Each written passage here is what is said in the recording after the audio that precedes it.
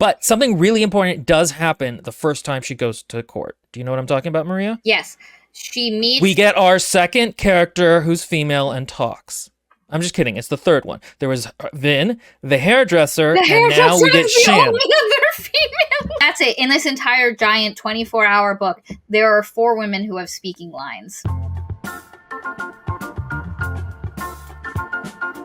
Hi guys, and welcome to another episode of your favorite podcast, Unresolved Textual Tension. It's me, your host, Maria, and today I have with me 2 co-hosts, and not the 2 you're probably expecting. One you're expecting, it's Will. He's rugged, he's handsome, he's here. Hi, Will. Of course. And then the other surprise guest host today is Gina, aka Mistress Sapphire. AKA Glorious. Katie got a makeover. She looks a little more Halloween-y now.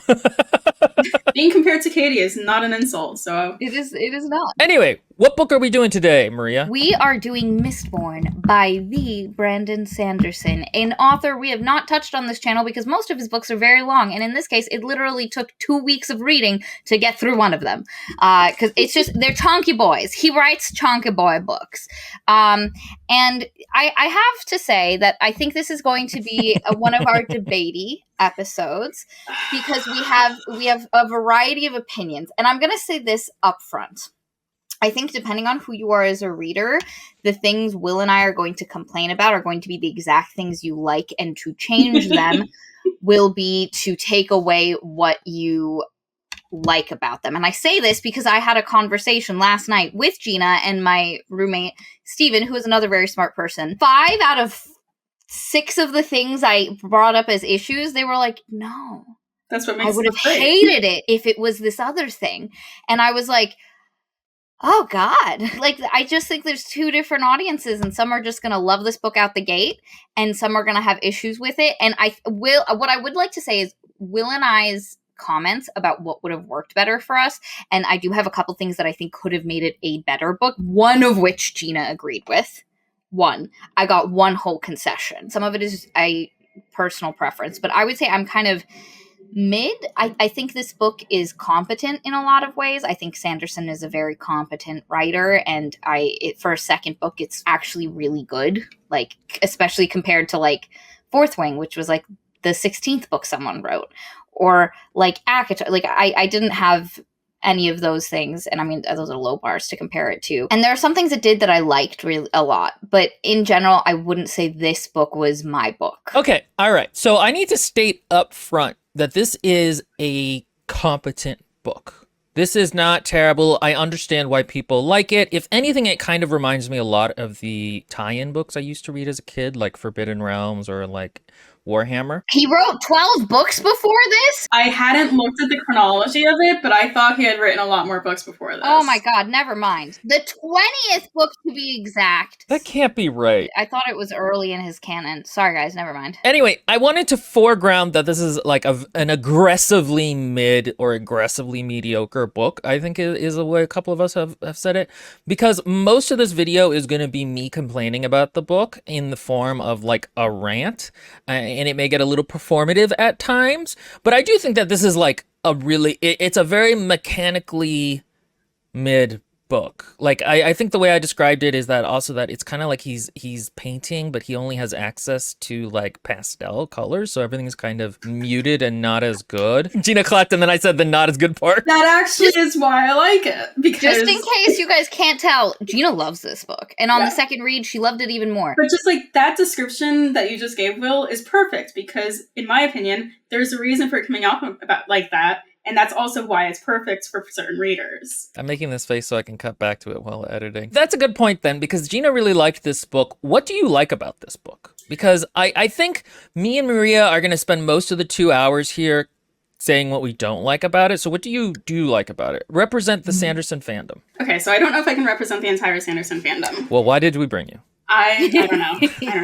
Not sure about that. For her excellent looks. I can, however, represent the neurospicy people to some degree. So this book, how you described it, of the artist who only has access to pastel colors, I think that is actually a really good description, because for a reader like me who gets lost in like most books, like me and Maria were comparing it to like Gideon the Ninth yesterday, and just like completely different books. Irrelevant comparison, in my opinion. But like Gideon the Ninth is written for like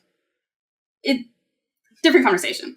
However, this book is unapologetically detailed in ways that allow people who have trouble like connecting with people to understand and connect with these characters. You have such depth of lore about like the world that they're in, and Maria disagrees about this, but like what I mean is like you understand, like you get glimpses into like the history of it, like how things were, like you see how like things have progressed. You understand like you understand the process of like how their allomancy works. You understand like different things. You're learning so much about the mechanics of this world that allows me to really connect with it, because like I feel like I understand this world. There's enough detail and everything for me to get a grasp of what the world looks like. And I don't need to know what the architecture looks like in order to know what the world looks like. So the level of description works for Gina's brain. And the lack, just getting ahead of you, Maria, the lack of like traditional emotional connectivity is actually why I can connect more emotionally with this book. All their thoughts are stated, like they're not like hitting you in the head of like, you don't necessarily feel what they feel, because like Maria's going to get to that. But like for me, this writer just like talks out in their head, like, you know, after certain parts of the book, like Kelsey is struggling with it, and you hear his internal monologue of like, yes, I feel this way, and this is why I feel this way, but it doesn't affect things because of this reason. And like having it spelled out like that from a distance allows me to actually understand the emotions of these characters. Whereas most books I struggle with, because most books is just like, it's assumed that you know why people are reacting the way that they do. And I just don't have that. So like I miss like half the plot of some books because like all of it's like wrapped up in this like, I don't know, like default way of describing things that my brain just like can't connect with and writes it off as like, that's irrelevant. I don't need it. But like there was actually plot points in that.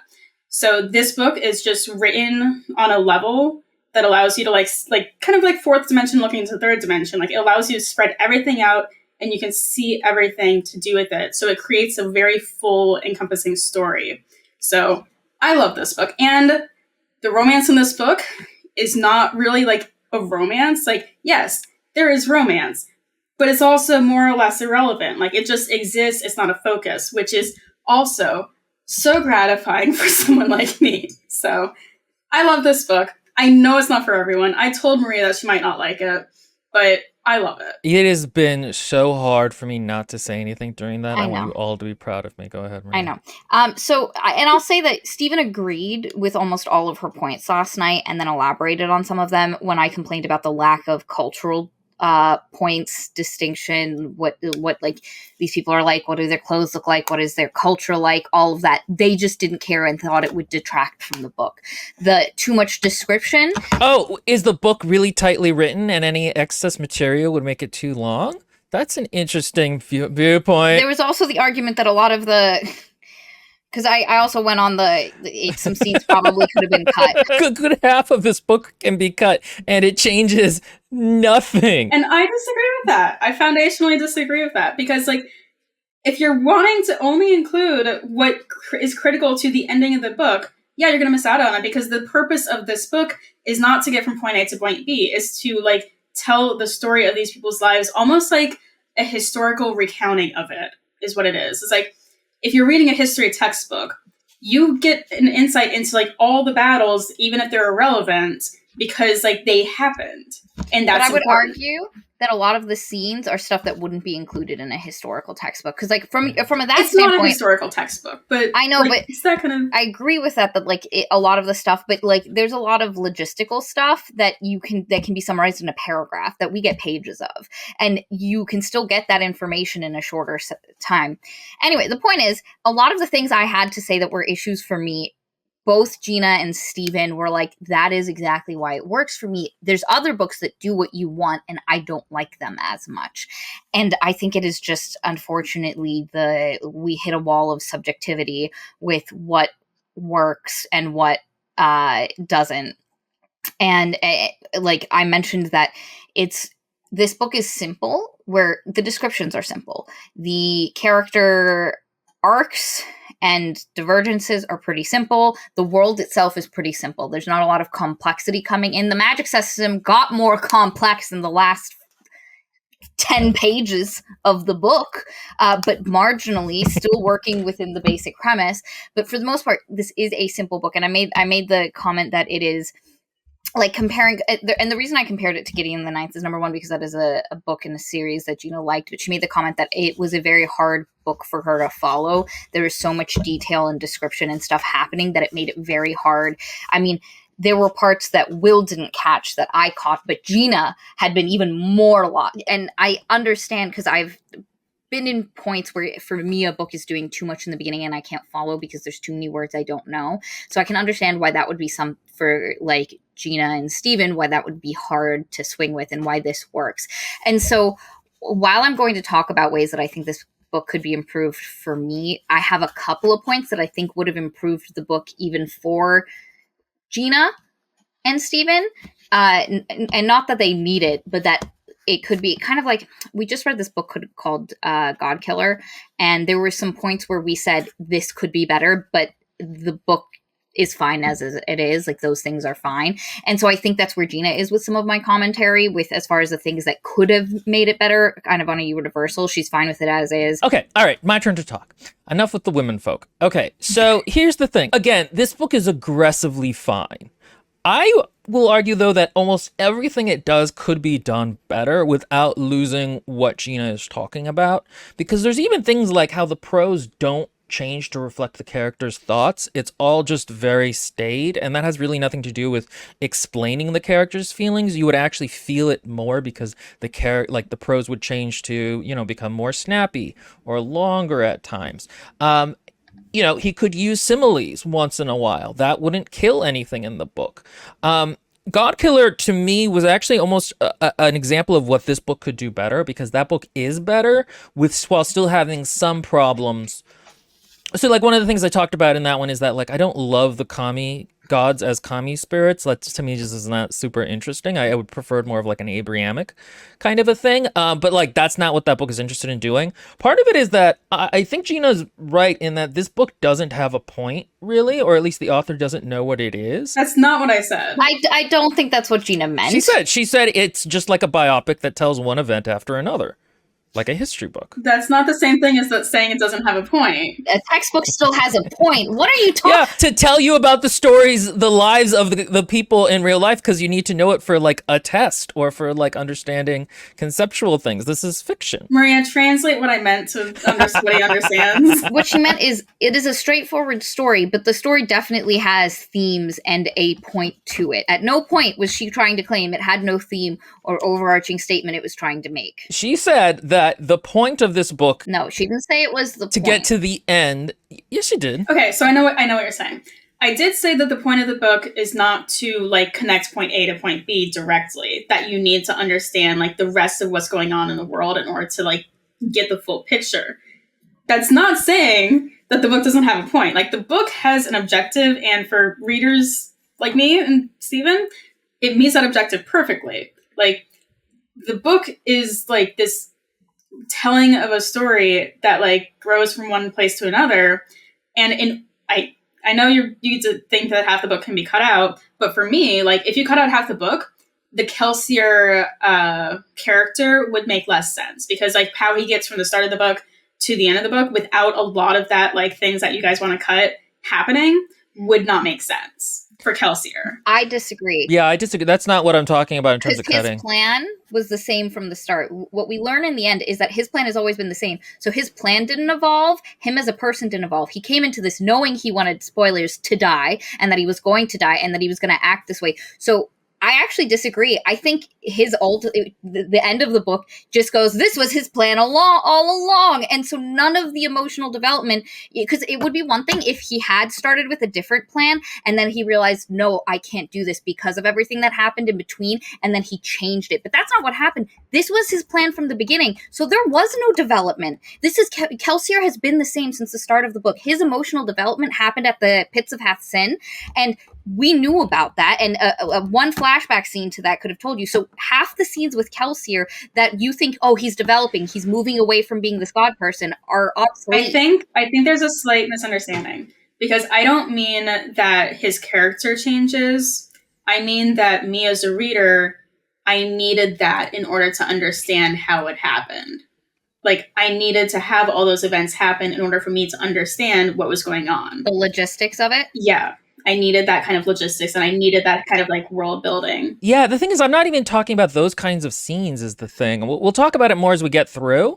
But like, I'm talking more about like the Gristle scenes that are like not super. I can't think of a good example now, but I'm sure I will as we go through it. Oh, by the way, this is a Patreon live stream. Join our book club, support independent journalism, and we have a sponsor for this video. Maria, tell us about the sponsor. Hi guys, and welcome to our Indie Ad Corner. We have not read these books, we cannot speak to quality or content, but we do support authors getting eyes on their creations. This video is sponsored by Brian Cole, author of Beginning of Arrogance. Did you have to meow as I said that? Paladins are nothing but trouble. While men and women work and scheme, the gods have their own plans. And when one of them calls on a paladin, those who have wealth and power take notice.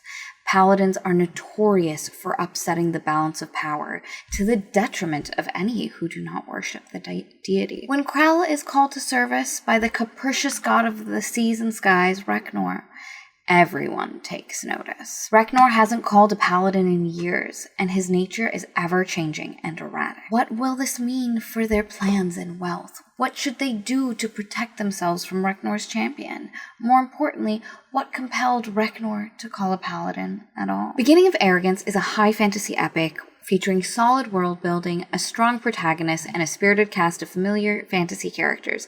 In this richly imagined world, the author deftly challenges the conventional perception of paladins as noble and virtuous heroes, instead casting them as a potential threat to the established order. As the story unfolds, it becomes clear that Beginning of Arrogance is not just a heroic fantasy epic, but a reflection on power, privilege, and the consequence of your actions. Brian Cole's Beginning of Arrogance is a triumph of fantasy literature, offering readers a spellbinding journey into a world where heroes are not what they seem, and gods wield both capriciousness and power. Cole's storytelling prowess, coupled with a cast of compelling characters and a meticulously crafted world, makes this book a must-read for fans of epic fantasy. Okay, and now we're back. Maria's back to the shirt she was wearing 5 minutes ago. Yeah, she changed it between shots. Okay, go ahead with what you were saying. So there's a couple of comments I want to highlight. So someone says, I want to highlight what some of our viewers thought about it. I think Sanderson's prose is fine for me for a little while, but I can't binge his books back to back because it just starts to feel too damn practical and surface level. For Gina, I think that is the appeal. It is one of the appeals. I'm reading real time right now, guys. It's the same thing. Miss Allie Snow says, as someone who is a fast reader, I like simple prose. Also, there were similes. I kept an eye out last night. Fine Man Production says, it seems that the idea that Gina was saying was that the book is straightforwardly presented, which it is. This book it's got a simple through line. It's presented like between descriptions, like how everything's presented. It's very simple, and I don't say that necessarily as a bad thing. Lindbergh says, I think the Orwellian style of the prose is 100% valid. The execution could be tinkered with to change when we receive information and how. I would agree with that. That I agree with 100%.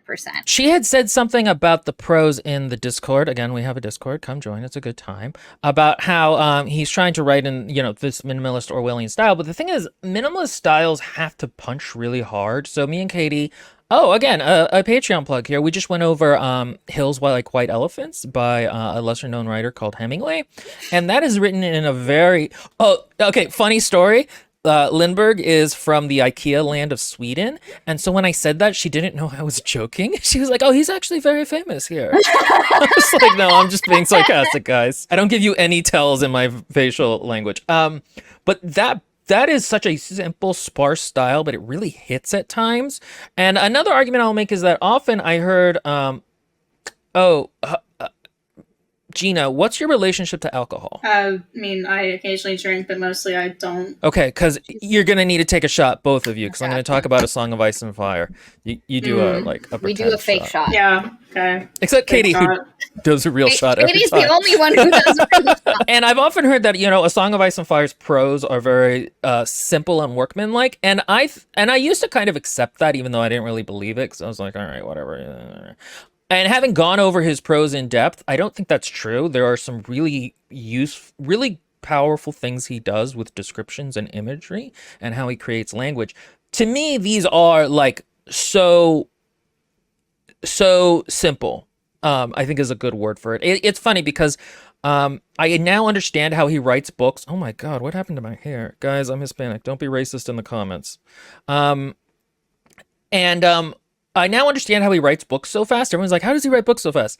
He's basically has a plot summary that he stuck some dialogue tags, and like one or two descriptions on. There is a sparseness to the prose that feels poor more than by choice. There are people that would disagree. I agree with you, but there are people that disagree with us. Well, one example is Maria's comment yesterday was about how Vin suddenly is like all of a sudden like way comfortable with balls, even though it's like not been all that much time. And I'm like her character arc is very. He calls it out. She has that internal monologue of like being surprised by it for herself, which makes it not a mistake. Again, and the point I made yesterday is just because it was a conscious decision on the point of the writer doesn't mean it can't be improved or that it should have been done. It could have been improved on, but it's not a mistake. I understand what Maria is talking about, and it has to do with the fact that you don't get a subconscious understanding of her subconscious growing to be more comfortable with it. We don't see scenes of her at the palace. Gina does agree that her arc was too fast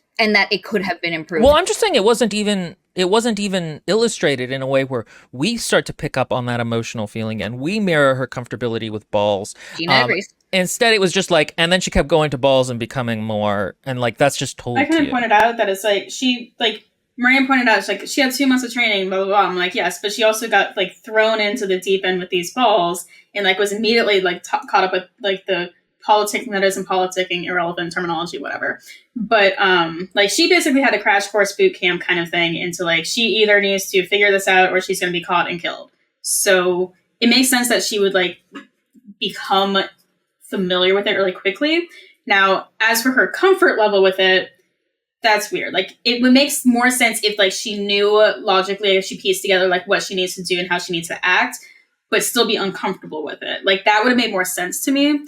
But I think the problem we're going to run into a lot is that I don't think what you're saying is wrong in the abstract in terms of what like what he's going for makes sense, right? This isn't Akawar where it's like, what are the characters' motivations? Why is this thing why did they get to this end point? The end point makes sense, but a lot of what we're talking about is like, what is the foundations of that? And that the foundations of that aren't laid with scenes or dialogue. They're just, she keeps going to these balls. And it just, he tells you, he doesn't show you. I talked about this in prose, and that often people will just do well, not often. Sometimes people will just do showing, and that's good. You're supposed to show, not tell. But it's okay to give thesis statements a lot of times, like the character was angry, her breath quickened, she whatever, and then you can go into it, but it helps ground the reader to understand what the rest of that paragraph is going to be. And I don't like stories that often don't have that, unless it's a very quick emotional shorthand, like frowned, for example. We don't need to explain the emotion behind frowned, because it is such a shibboleth. But that's not what a shibboleth is. I just like saying it because I've been watching too much Dan Olsen. And so I kind of get what Gina is saying in that the thesis of this book lays out a bunch of theses. It could have just had some more foundational examples throughout. The funny thing, though, is that almost didn't really bother me, the her getting used to the balls thing. There is a certain tone to the book and a certain... I've talked about this before, but authors... If you think of a book as a conversation, authors will often train you to understand what level of detail they're talking in. So like how much they're going to be. So if they're very verbose, all of a sudden having simplistic language would be like, okay, why did they do that? Or this feels off. Whereas if they had simplistic language the whole time, it wouldn't necessarily feel different because the texture of the world is created through the expectation of how they've written before. And because of a lot of the expectations going into how this is written and throughout how it's written, like certain things didn't bother me that might in another work. I completely agree. One of the things I wanted to say, because people are still talking about the simplistic prose, and I want to make a point because somebody mentioned, you mentioned Hemingway writes simplistically, but I would make the argument is Hemingway writes simply, but it is what is not being said that is all the subtext beneath what is happening. That's not what Sanderson does. He writes simple text that is straightforward. There's no subtext. And again, I'm not saying this negatively. This is a positive for very many people, and I think it is neither. I think it's a neutral comment. Is it though? William, fix your face. It's just straightforward. There is no subtext here in what he's saying versus Hemingway. So I think for me, Hemingway's simplistic for me writing works much better because there's all that subtext and the like what isn't being said with those subtle cues. And I think for that, I think that's Gina's nightmare. It is. I think Gina would hate because like Hemingway. what you just described is like, so you say that the flower is blue, but that really means that the flower isn't red, and it not being red is important. Like that's what I hear. I'm like, no, the flower's blue, so she's having an abortion is actually like that's Hemingway. Hills Like White Elephants is all about two characters talking to each other about an abortion and never actually saying the word or really talking about it. That would drive me crazy. Yes, it's Gina's nightmare, and that's why I'm saying that I think at a certain point, some of the things that I think Will is going to say that I think are valid as far as writing on a whole are going to be incredibly invalid for a huge portion of the population of neurospicy people. And just, I wouldn't even say neurospicy, but just people. I was going to say, I'm neurospicy. It depends on the type of neurospicy. There's everyone, you can have 3 people with ADHD and they're all going to react to things very differently. Well, I just wanted to be called spicy. So this book is set in so this book is dystopian urban fantasy. And I would almost, for me, it feels like dystopian sci-fi more so than fantasy. The things that make for me fantasy are very much missing here. And Stephen had made the point dystopian urban fantasy, which I think is as close to an accurate description. But dystopian sci-fi for me just feels better as a term. And so we are set in a dystopian world where there is a supreme immortal god king. Lord Ruler sums it up pretty who well. Has hundreds of thousands of years ago, not hundreds of thousands, but thousands of years ago, or hundreds? It was 1,000 years ago. 1,000 years ago, took over the world and has been ruling with an iron fist ever since. And a specific huge chunk of the population is being subjugated, and they are called the Ska. And there are nobles, there are the Ministry. The Ministry, thank you! Because there's the nobles, which are a structure. Like nobility is a structure within a society, and then you have the bureaucratic structure, which is the ministry, which is filled with obligators, which are men who are basically, they're just really intense. What are those people that you get your things and contracts stamped by? Notaries. Yes, they're just very intense, cop-like notary republics. That's literally what they finalize contracts. They're like lawyers / notaries / cops all bunched together. Those are the obligators. Then they're in the ministry, which is that bureaucratic structure. And then alongside the obligators are the inquisitors, which are these weird ass guys who literally have iron spikes going through their head, like not just like, oh, it's in their eyes, no, outside their head. And they're just rolling a lot around like everything is fine. And they're like ring race, kind of. They're very fast. They're like zombie cops, I want to say, like they should be dead, but they're held together by something. It's more like zombie Spanish Inquisition of anything. They're ring race guys. And this society is basically the premise of this book is like, what if the Dark Lord won and it was like 1,000 years later? And so this society is a horrifically violent apartheid society. So the introduction scene we get is a noble talking about like their ska working, and one of the obligators is there being like, "Oh, your plantation's doing very well, but I hear about some things you're doing." And he's like, "Oh no, does the guy know?" And then the guy's like, "But I hear you clean up your messes." And what he's talking about is that you are not allowed, nobility and ska cannot interbreed. That's illegal. And the common thing that the nobles do is they will kidnap a ska woman, R-word her for a couple of weeks, and then murder her. And this is one of the first problems we're going to run into, which is that this book's tone is really mismatched with its world building.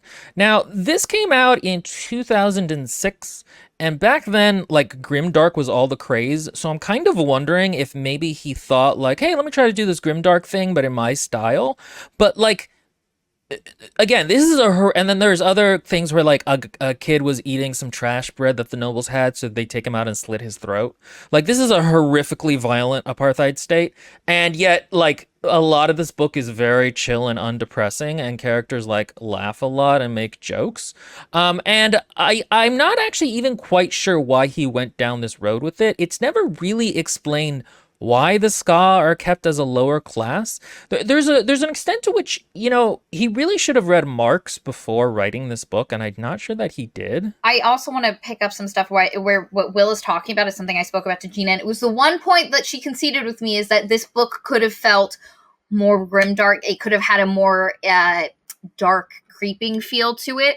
And I want to highlight some comments we have. Miss Allie So says, see, nice prose could have made them creepier, specifically talking about the Inquisitors, because they should be creepy. They should be terrifying. They're not. They're functional.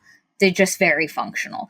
And then Lindbergh says, those things could have been nightmare fuel, and I'm sad they weren't. What is this bullshit? We didn't get to see the Koloss in this book. I was waiting for that the whole book for them to show up, and they don't. How do you not have your eldritch alchemical orcs, not super soldiers, not show up in the book? So irritated. You see them later. How many hours later in audiobook? I don't remember if it's 2 or 3, but yeah, like 3 or 4 days? Yeah. This is a 24-hour book. Angry Otter says, there was no atmosphere, which was something that I said last night in the discussion. You have to mimic what Steven did. He was mimicking the scene from It's a Wonderful Life. There's that bar scene where that one old man is like, you need to come in here with your we don't need your atmosphere. And so Stevie made that reference, to which I say, I think that atmosphere would have made, because you could have kept almost everything else the same, and I think it would have hit more. Because one of the things I spoke about that Stephen and Gina were both confused about last night was, I said this book didn't have the kind of emotionality that I would want. We ended up clarifying, and they still said it would have been fine without it, but they thought I meant that the characters being emotional, like they kept going, I don't want to read pages of people being emotional, and I was like, no, that's not what I'm talking about. When I say emotionality, I mean like where it's a description of a scene, and how it is described or what is happening during it affects you emotionally. There is only one part of this entire book that made me feel a thing. And I still say that it not being there was exceptionally good for me, because that being there in every other book keeps me disconnected from the characters. Like I said at the start, that is why I can more connect with these characters, is because like I understand their emotions. I don't have to feel their emotions. Like, again, this isn't about feeling their emotions. It is about I don't have to feel about these characters for me to like be attached to them. It doesn't have. So I'm going to use an example that I thought of last night since we had this conversation. The fighting in this series versus Jocelyn in the Kushiel books. Oh, yeah. Okay. Kushiel. Funny, they were in the snow. There was a snowstorm. Snow was flying everywhere. He's a lone figure. I like slightly more than you comparing it to Gideon. So continue. The way Jocelyn's fight scenes is it's not talking about his emotions. It's not talking about what he's feeling. It's not talking about what Phaedra's feeling. She does give you her comments about I was worried about stuff, but she's not like, and then I was overcome by masses of emotions.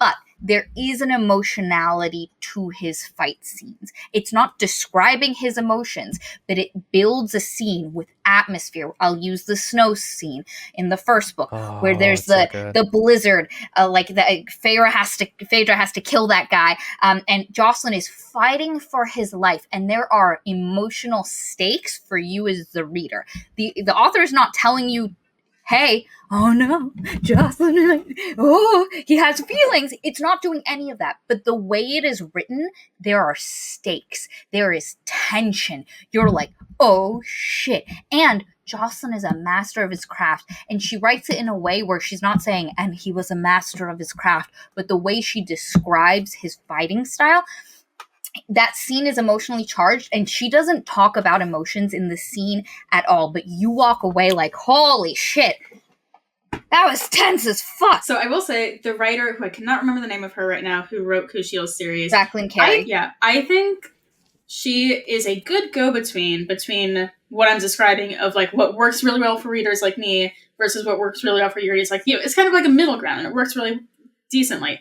However, as Icewillow just said, I liked these fight scenes a lot more because, like, I felt like I was there fighting because I understood all, like, everything that they were doing enough that, like, yes, in this situation, this is what I would do, like, and this was what I would do next, and, like, that happened. I'm like, I'm connected to it. Like, the fight scenes, like, with Jocelyn in the snow, it's like, yes, he's very impressive, and that's very important, and, life stakes, like, okay, yes. But, like, I still don't get that emotional connection, so, like, this being, like, very descriptive of just, like, they're flying through the air and jumping and pulling and, like, doing all these other things, like, that can easily just be, like, mushy or whatever to, like, readers. But for me, that level of detail is just, like, what brings that fight to life. See, for me, I would say it didn't have enough detail. It was just description of what was happening. It was so mechanical. It was thing happened and that's the right kind of detail is my point. Like, for me, that was the right kind of detail. If they added more detail, that foundation would get cloudy and I would lose both the added detail and the original detail. And again, I think at a certain point it's just different readership, because for me the like that emotionality is at the heart. And because here's the thing, Kushiel as a series is still a bit emotionally distant for me as a reader. That's why it's a compromise. Yeah. So I would say that it is a compromise, and it makes sense where if the parts of Kushiel that you like are those distance things, that this book would be an even higher thing for you. For example, like the parts of Kushiel that I liked most was like, honestly, like the sex scenes, but not because of like their sex scenes, but like she was describing the sex scenes, some of them like very mechanically of like, this is my job, this is what I do this, then. Like those sex scenes I could identify with really well, because I'm like, yes, you're treating it as like a thought out process and I can follow it and understand it. Whereas like the sex scenes with like the roses on the bed, I'm like, oh, that's very sweet, he's thinking about it, but like, I don't care. So I do think Sanderson is really poor at writing fighting scenes in terms of the actual scenes themselves. Like I think there's a lack of perspective and emotionality. But also part of it is that if you have built the emotions correctly, you don't need to insist in them in the moment. Maria, we will always remember Uprooted, where at the very end she takes his hand, and it's like such a simple thing, but because of how the book has built it up until that moment, I've talked about this before, you want you and the character to be on the same page so that you want them to do things and you are anticipating what they are doing, and then you don't need to describe why the character is doing it. You and them are on the same page because you're identifying with them. And I think he fails to build up some of that stuff in this book. It probably behooves us to talk more about the fight scenes later, because right now there aren't. Because the two that I think really are important are what's his face is at the end, and there's another one in the middle. I can't remember. When she attacks when her and Kelsey are going to the palace thing. That was the moment that elicited the most emotion for me. It was when Shan died. I was so pissed. She was my favorite character. I was very happy that she died. He loves bitchy smart women. Oh, he loves them. That's a simplification. I like hot, bitchy women. Going back to the world building, I think back at the beginning a little bit. There's also kind of a problem here where it's never quite clear why society took this shape. He seems to have just known that, like, hey, rich people being rich and poor people being poor is like an inherently, like, so, okay. Here's the thing. A lot of this book, I think, can be summed up by the fact that Sanderson is Mormon. And so a lot of this book has a very limited lived viewpoint kind of feeling to it. I don't know that that's true. I don't know Sanderson as a person. But like, so for example, women in this book are like, he knows that they can be small and cute. He knows they can be bitchy, but otherwise he's very baffled on the subject of women. And it doesn't feel mean in any way. It just kind of feels like he doesn't even really know what's going on there. And so, in terms of the way the evil empire is constructed, we're never really given a reason why it has such a brutal racial dynamic, considering that it's not as though the nobles themselves are higher because they can use Mistborn within their houses, because that's the other thing is the nobles are the only ones who can use the magic system, but within the noble houses, it's not as though like, oh, you have magic, you are now the head of the house. It still follows a normal hereditary system, which is like kind of weird. So it doesn't make sense that the Ska are a lower class. It's again kind of like he was just like, I know lower classes tend to be like peasants and also slaves, so that's what I'm gonna do. And it feels unnecessarily grimdark. So we started with not grimdark enough, and now it's up to grimdark. It doesn't feel grimdark, but he plays into the tropes of grimdark without a real analysis of how did we get here? Why is this what the society looks like? Because here's the thing: a lot of times people just add magic to what our histories are. They just take, so like basically we have slave plantations, and there's been a whole discussion about his like referencing chattel slavery and like the lack of nuance around it, especially because we're using terms like plantation and not dealing with like the racism of it all. In this book, explaining that the Lord Ruler created the nobility from people who supported him back in the day, and the Ska were descendants of everyone else. That's actually a fascinating idea. If like after Frodo takes the ring, he's like, Aragorn, you're a noble house now. Gimli, you're a noble house. And that would be super cool if these houses had stories about themselves that went back to that time period. I will say you guys haven't read the other two or like any of it, right? No. Created is kind of actually the right word, because if I remember correctly, it's been a long time since I read books 2 and 3, but if I remember correctly, and like potential spoilers for future books, he actually basically gave them their allomancy. So he actually did create them as a different class. No, but that's what he's saying. It's like if at the end, Aragorn literally went, Gimli, you are now the head of a noble house. It's not just like, you now have a title. Like, he actually did give them the powers. That's cool. But then also, again, why within the noble houses do not the people with power, if that is the distinction of the social class, why does it not have an internal logic when it comes to the actual politics of the house? I agree with you on that. Like, that's fine. And this is a thing I think where the book could be improved. The book could be improved by leaning into the, what if Frodo was like, hey, Sam, your house now has the sigil of the gardener, and you guys are all going to think about how you were gardeners going back, because that is like a really interesting idea. Because the thing is, this book wants to be 1984 via Frodo getting the ring, but it doesn't actually really commit to that. It kind of just copy and pastes normal fantasy like tropes over that. And to be clear, I would, and I know this is going to stun Maria, I would actually prefer if this book was less grimdark. In terms of its setting, because I think that would match his vision much closer than trying to have this grimdark. Like, I don't think he could do grimdark. I think he needs to take it out. I think there's two options for it. Either you have the vibe match the grimdarkness, or like you're saying, just have a less grimdark setting, so the vibe that he currently has matches. So there's you can go one of two ways. For myself, and this is very odd for me because I am not a grimdark reader, I would have liked the creepy creeps. I would have liked that dark foreboding feel. Like, I wanted to be scared of something in this book. I wanted something to have like the twinge of the forest via Naomi Novik's Uprooted. And so I would prefer to go that way, but I do think you can go your way, Will, where you just make the setting match the tone.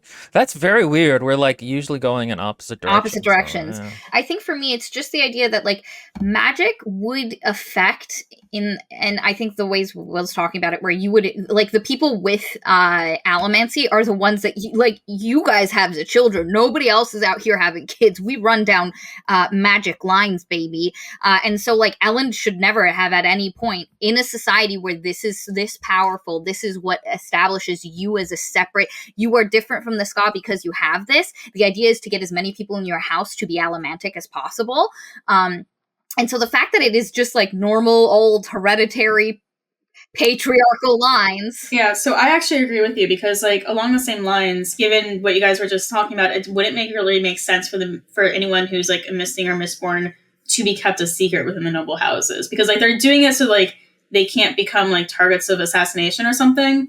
But like it would make more sense that they mimic the Lord Ruler a little bit more of like, yes, I'm powerful, and you can know I'm powerful because I can kill you. Exactly. Because like if they're mimicking for his jewelry, they might as well mimic him for his like attitude too. 100%. And that so like I agree with you on that. That would be a good addition. Having and that's what we're a little bit more thinking, because that's what I mean when I said this book doesn't have culture. It is just taken standard human our world stuff and added like, ooh, what if there was this cool magic thing to it? And I think having a better culture that felt different because of this really intense, because we're 1,000 years into people having allomantic abilities. 1,000 years, their culture should not just feel like medieval Europe with magic. So, for example, one of the things I thought is that, you know, if you do have an upper class that's completely allomancers who can sense metal and stuff, we'll get into that in a minute, it would be really cool if they had a writing system that just looked like a bunch of metal bars to people and they couldn't figure out why, but you had to sense the specific amounts of metal in each one to understand. It would be like a sigil, but instead of visually with an allomantic sense, and only people who have allomancy could feel it. That would be a cool little world building detail. Only people who were either misborn or censors would be like, so like that cuts out like a lot of people.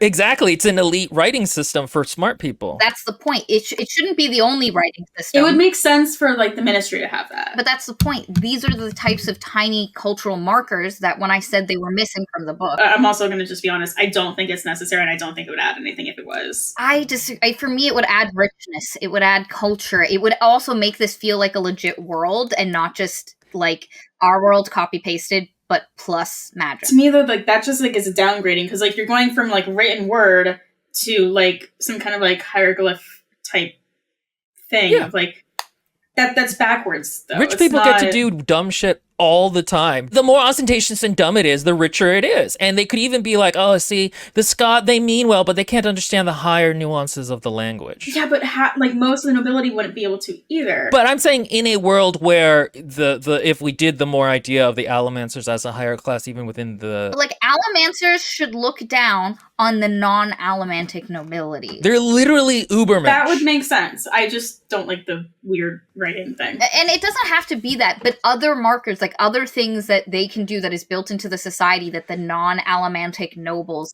can't do. If they had like weird special locks that you could only manipulate if you were misborn or something, because it had to like both pull and put, like that would be cool. Whatever it is, it doesn't have to be the writing thing. That was just an example. The point is these types of cultural markers that would make this a distinct culture that is, again, not just because all this is, he hit it on the head. This is Versailles with magic. That's it.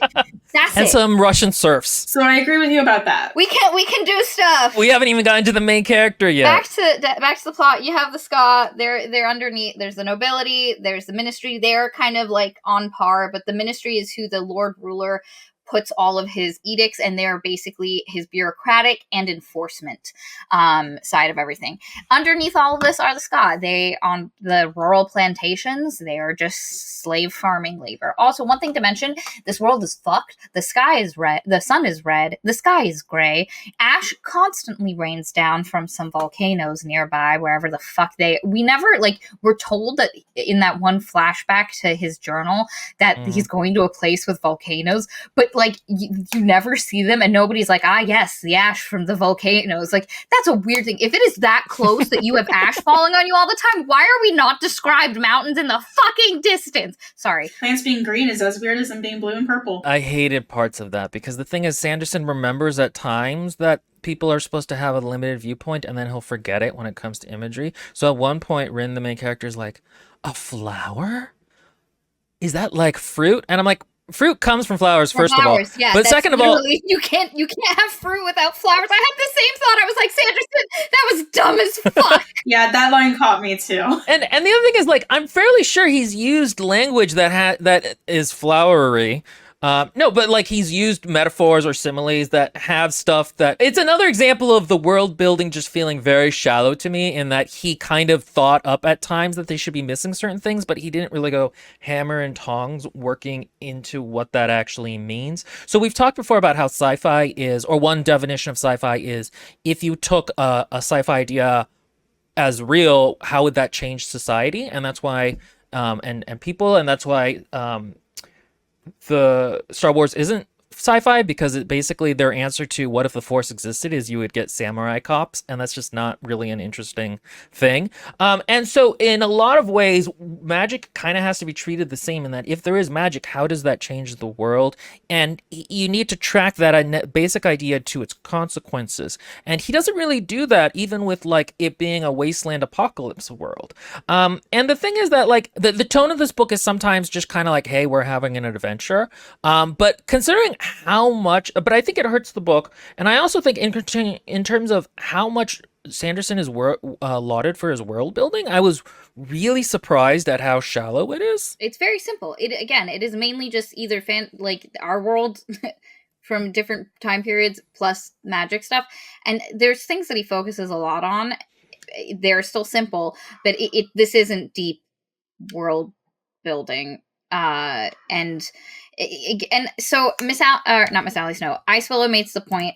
I guess to me, I don't understand why you need a whole new world. It feels like it's the story that's important. My point is, you can have the exact same story, but within a world that feels like it actually developed. Because that's the thing. This doesn't feel like a world that 1,000 years ago suddenly got a magical nobility. It just feels like our world, and some people have nobility, and nobody thought about what the ramifications or impact of that was. You don't need it to tell this story, but I argue it would make it better. I argue that you do, actually. You made the point in a previous video that Star Wars can be in a fantasy world, and that's fine. It doesn't really change anything.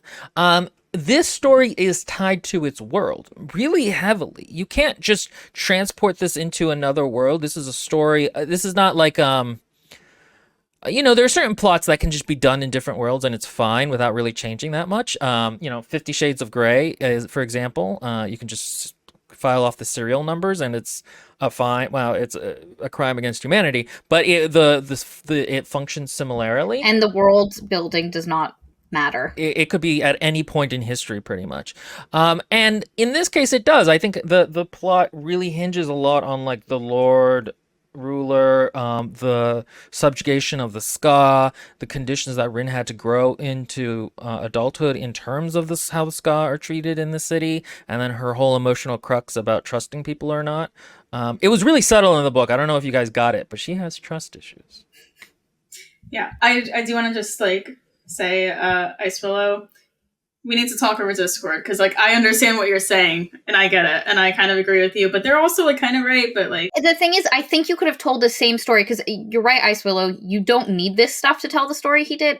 Will would argue you do. I still say that it being missing is actually a point in its favor for certain reasons. I would say that it wouldn't detract, and it would just add to and make like because again, it's like you can have the story stay exactly the same, but just have a richer like lore behind it, because that's the thing this book promotes. Like, and Miss Allie is also right, because like there is a lot more that comes into this. Yeah, this is 24 hours. Yeah, but it's still a trilogy. It was meant to be a trilogy. It's designed for a trilogy format. There's 3 days of constant listening in this. I think it could fit some more cool stuff in the first book. Keep in mind, like, certain books that are written kind of similarly to this, like Wheel of Time, for example. Wheel of Time is 14 books? 15 books. And all of them, Wheel of Time is like, I don't know what it is in audio because I actually read them, but like that would easily be just as long, if not like some books a little bit longer than this. So you're looking at like 15 days of straight listening. That it is what it is. Like, it's just a different format. Like, Maria, you were complaining that like there's too much lore dump compared to Gideon, because like Gideon, you get everything over the course of like the whole books. You get enough in this book to understand everything in context of itself, and then it builds and becomes more detailed in the rest. Like everything that you have in this book is necessary for you to know like right away, and then it builds on it. This isn't everything. My point is not that there is something that is missing and you don't understand the story because there is world building that hasn't been told to you. My point is just, it feels like Versailles plus Russian proletariat plus magic, and I think it could have been a little bit more creative without detracting from the story itself. And the other thing is, cool stuff is just cool. Like, why not have cool stuff in a book? This is a big investment in time. Make it worth, worth the time to put into it. Come up with cool stuff. And again, Sanderson has a reputation as like a really good world builder, so it was just very odd to me going into that. He's a very straightforward world builder. That is what I will say. It doesn't even make sense. It's not even like he really thought through the implications, but in a kind of boring, practical way. But that's the thing, is he had a practical idea, and within the logic he lays out for the world, he follows that. And I think that's what people appreciate versus people who world build and might have a little bit more complex ideas for their world building, but they can't follow an internal logic because it doesn't exist. And I think that is where he might get lauded because of that, because there are a lot of fantasy books where it's a super intense like world. There's a lot of differences, but because they lack an internal logic, and thus readers feel like they're all over the place with it. The world building in Mistborn in particular, to me, is like you are given like the logbook as like the before the chapter starts, like the logbook for it. And that gives you a glimpse into like how things used to be and like some things that go on. Like it doesn't go into full enough detail. But like for me, it's kind of like, and like, again, could there have been more like cool things that made the culture feel different, like more depth? Sure, that's fine. But like, as far as like the world building, like the logbook and other things like in Mistborn in particular is supposed to leave you like, there's a lot of unanswered questions. Like, how did we get to this point? Why are things like this? What's with the volcano? Like, you don't get all the answers in this book. It's supposed to like present those questions so that you read the next book. I agree that like there is obviously things we're going to learn in the next books, and that is not at all what Will and I are commenting on. Adding little details that like, oh, well, the Mistborn would be heads of their houses. Like, makes sense. Could have changed it. Would have probably improved it. But is it a problem that they're not? No. The Lord Ruler, our like immortal God King dude, he had a prophecy. And so at the start of the book, you get at the beginning of each chapter is a little line of what you find out is a journal where the guy who is the Lord Ruler is writing before he became the God King Lord Ruler. It's his, as when he was just a normal baby human, just wandering through the world, and it basically starts with the idea of a prophecy, and it's something like, can I really be the man that the world says is supposed to hold salvation in his arms? And it's something akin to that. I'm pretty damn close. He's the hero of ages. He's the hero of ages. And then the intro to each chapter is a little bit more of his story. And then there are parts of the book where eventually they find this logbook, this diary that the Lord Ruler wrote previously. And you get little flashes into what was happening beforehand. And basically, the idea is, in 1,000 years ago, before this, like 1,001 years ago, this guy was traveling to a different part of the world from where he lived to fulfill this prophecy. There are these group of people called the Terracemen. Also, I'm going to have so I have a fundamental with something. Once I finish the book, I have a fundamental issue with the fact that the good guy was a white guy whose people had subjugated this other people, and then one of the subjugated people took over, and now he's the evil villain, and oh man, does that feel Mormon as fuck to me. I will say, I really did like the logbooks at first. I thought they were creepy. I thought they were atmospheric. I was like, oh, it's really cool to get this kind of perspective on it. And then the problem is that he runs out of things. If the book is so long that he can't keep up new things for this guy to say, so at a certain point he's just talking about things that don't. Yeah, he's just repeating. There's a couple of them that are literally just repeated from the excerpts of the logbook, and they're just used as chapter intros. So I would have liked it a lot more if there was like one at the beginning, one in the middle, and one towards the end, or something like that. Like before each part. Each part, like exactly. Yeah. So there was 5 of them. Just because you're right, it does get very repetitive. But initially, as you're learning new pieces, you're like, oh shit. What this mystery? I kind of like that it is at the start of each chapter, because like it built, for me at least, it built a connection to like this other character, the one who's writing the logbook, learning more about like this other character and like his struggle of like, oh yeah, how could someone go from like this to the Lord Ruler? Like, what would happen there? Getting that reminder of like that dichotomy between the two, like every chapter, like learning a little bit new each chapter, and then like realizing that what you've been reading is the same as what the characters are reading. That actually was a really good point for me. So like if it was just like in front of like parts 1, part 2, part 3, like I think that would not have connected to me quite as much. So like, yeah, some of them are repetitive, but some of them are like, I feel so questioning, and then like a couple of chapters later it's like, I feel so questioning. Like, why does this guy keep questioning whether I'm this dude? Everyone else is cool with it. Why does this guy keep questioning if I'm the prophecy? Everybody else is fine with it. Even with the repetition, I do actually like it the way it is. I think it could have been improved by just having different things in it, like for him to have slowed down the progression of it. So instead of starting with the "I am the prophet," starting with a "I heard somebody tell me this thing, I don't believe it." Start with disbelief, then start with him believing it, and then. So I don't think it has to be. Yeah. It's an easy fix, but it's not what happened. What Maria's saying is you can either lengthen out what he was talking about, or you can cut how often it is in the story. But right now it's like he started writing it one way and thought it was really creepy, and then he realized like, oh, I still have half the book to go, but I've set up this pattern that I need to follow. So let's talk about how like they like to eat a lot or something. That never happens. I think it can be done better because I like it a lot of, like Icewillow said, I also liked having the bigger connection to the Lord Ruler who could have been. It made the reveal at the end feel like a bigger deal. Absolutely. But I just think by extending where he started in the point of the logbook, it could have been, you could have learned more, you could have gone on a greater journey. It could have been creepier. That's the thing, is it doesn't feel really creepy. I also would have liked if they hadn't read the logbook and at the end of the logbook you understand the twist but they never learned the twist. I think that would have been kind of a cool idea, but conceptually more difficult. Yes, it would have been more difficult. It would have been one of these things where as a reader you're like, oh my god. The other thing is that one piece I'm gonna compare this to is the flashbacks in Nona the Ninth with the Emperor, the God Emperor in that book, not the Holy Emperor on Terra. God, I hated that so much. You hated it? Okay, every time there was one of those flashbacks, I did not understand. Like, I could never understand. It's like, is this a flashback or is this happening or is this just like her imagination? Like, what is happening? I hated it. I don't think you're supposed to know initially, but I think by the end you're supposed to realize, oh, by the end I still had all the same questions as the beginning. By the end, it explicitly states that this is sort of a vision that is being filled in through Harrow's like imagination as well. Like, it's not quite. Yeah, and that confused me. Like, just. But either way, you got such a strong sense from the Emperor of him as like a normal dude who starts to do these things that are not great at all.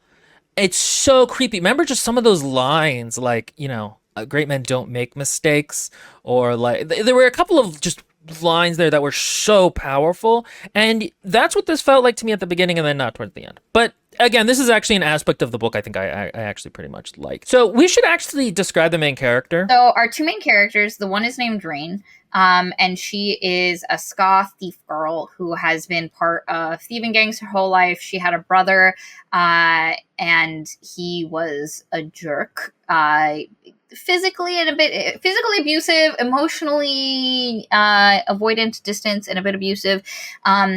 But had always been the person like kind of taking care of her. And then he betrayed her and had told her entire life, everyone will leave you, everyone will betray you. So as Will said, no subtlety here. She has lots of trust issues, valid trust issues. And she's now by herself trying to make her way through this thieving gang that she's a part of. With this real shitty thief guy. And that's our one main character. Our other main character, this improves halfway through the book, but our other main character is a dude named Kelsier, and Sanderson really likes him. Sanderson thinks he's the bee's fucking knees. And for the entire first half of the book, I was like, can you please just get, like, can put your hand away. I can see you being like, look how special my boy is. He's the most special boy. There's literally a part where he's like, guys, what are we going to do for this? What's our ideas? I need some ideas, guys. Let's do it. And everybody's like, I don't know what to do. And he's actually, I had the idea the whole time. I could have just said it, but no, it's just so annoying. For being Mormon, I would not have thought that Sanderson would so have publicly filleted a man as he does in this book with Kelsier. He didn't annoy me, I think, as much as he annoyed Maria, because I just kind of took this book a little bit more. By the second half, he stops doing it as much. No, to me, it annoyed me more. I think the problem is that Kelsier is too perfect, but he's also supposed to be this kind of uncompromising, slightly obsessed character. He's like Billy Butcher from The Boys, but like not as well sketched and not as charismatic. Let's be real. Miss Allie Snow goes, Cal should have actually used the phrase "think outside the box, guys." I'm not in the box, I'm outside the box. I left the box 9 years ago. The thing is, he's too much both avenging angel and clever trickster. I would have liked if it had leaned in either direction more, like a slightly unhinged avenging angel, or like more of a trickster who was trying to do the right thing. But right now he just comes off as like a good dude all around. And then towards the end, when we start getting into the Jesus stuff, I just didn't like that. I just didn't like that at all. It's not great, and it definitely spanks. It's not terrible. For me, that wasn't as big of a deal. I would have the thing I liked and that I wanted more of was him being a father figure to Vin, which we get a little bit of, but like that's a dynamic I love. And it's a really easy one, and it didn't land it as much as I wish it could have. But again, he was too busy being all these other things, and it's fine. But anyway, Kelsier is a ska. He was a ska thief lord. He basically ran a really successful thieving gang, did lots of jobs, got really rich, and then eventually one day he got too bold, and he got caught and then sent to the mines of Hath Sin, or it's a prison where people go to die, and he escaped, and now he is like a mythic figure where people are like, oh, the survivor of Hath Sin. Oh, and he's like, look at the scars upon my arms. I have scars. I am the baddest ass. And he does do a lot of things that I think are really interesting that I didn't expect from him. Like at the start, I was not expecting him to completely demolish the entire plantation. Yeah. But it also, there is a part towards the end where I went, oh, so you didn't need an army at any point to do this. You could have done this part of the plan. Why did we need the army? You could have done it yourself. The garrison could have come out thinking it was an attack. We did not need those hundreds of pages describing the fucking, you did it by yourself? Get the fuck out of here. And again, it's one of those things where I don't think Sanderson thought it through, because having Kel do it completely by himself and take down the mines of Hassin, which was the whole reason they needed like a huge chunk of the army, and then to have, because he didn't even need them to attack it. He could have just like kept a couple thousand men outside the city. He could have taken down the mines, and then as the garrison left, he could have just what plan? This is like, by having him do it, it was a badass moment in the moment, because you're like, God damn, Kel snapped. But then I was like, so taking down the pits of Hethson actually in the book is not the reason the garrison left. Like, I don't know if him taking that down would have been enough of a reason for the garrison to leave. But no, that was their plan. That was their logistics. Yeah. When they first discussed it, the whole point was they were taking the army. They were going to attack, because they didn't need a big army to attack the pits. If they attacked the mines, then the garrison would leave, go there, and then they would have enough time to get back around, because by the time news got there.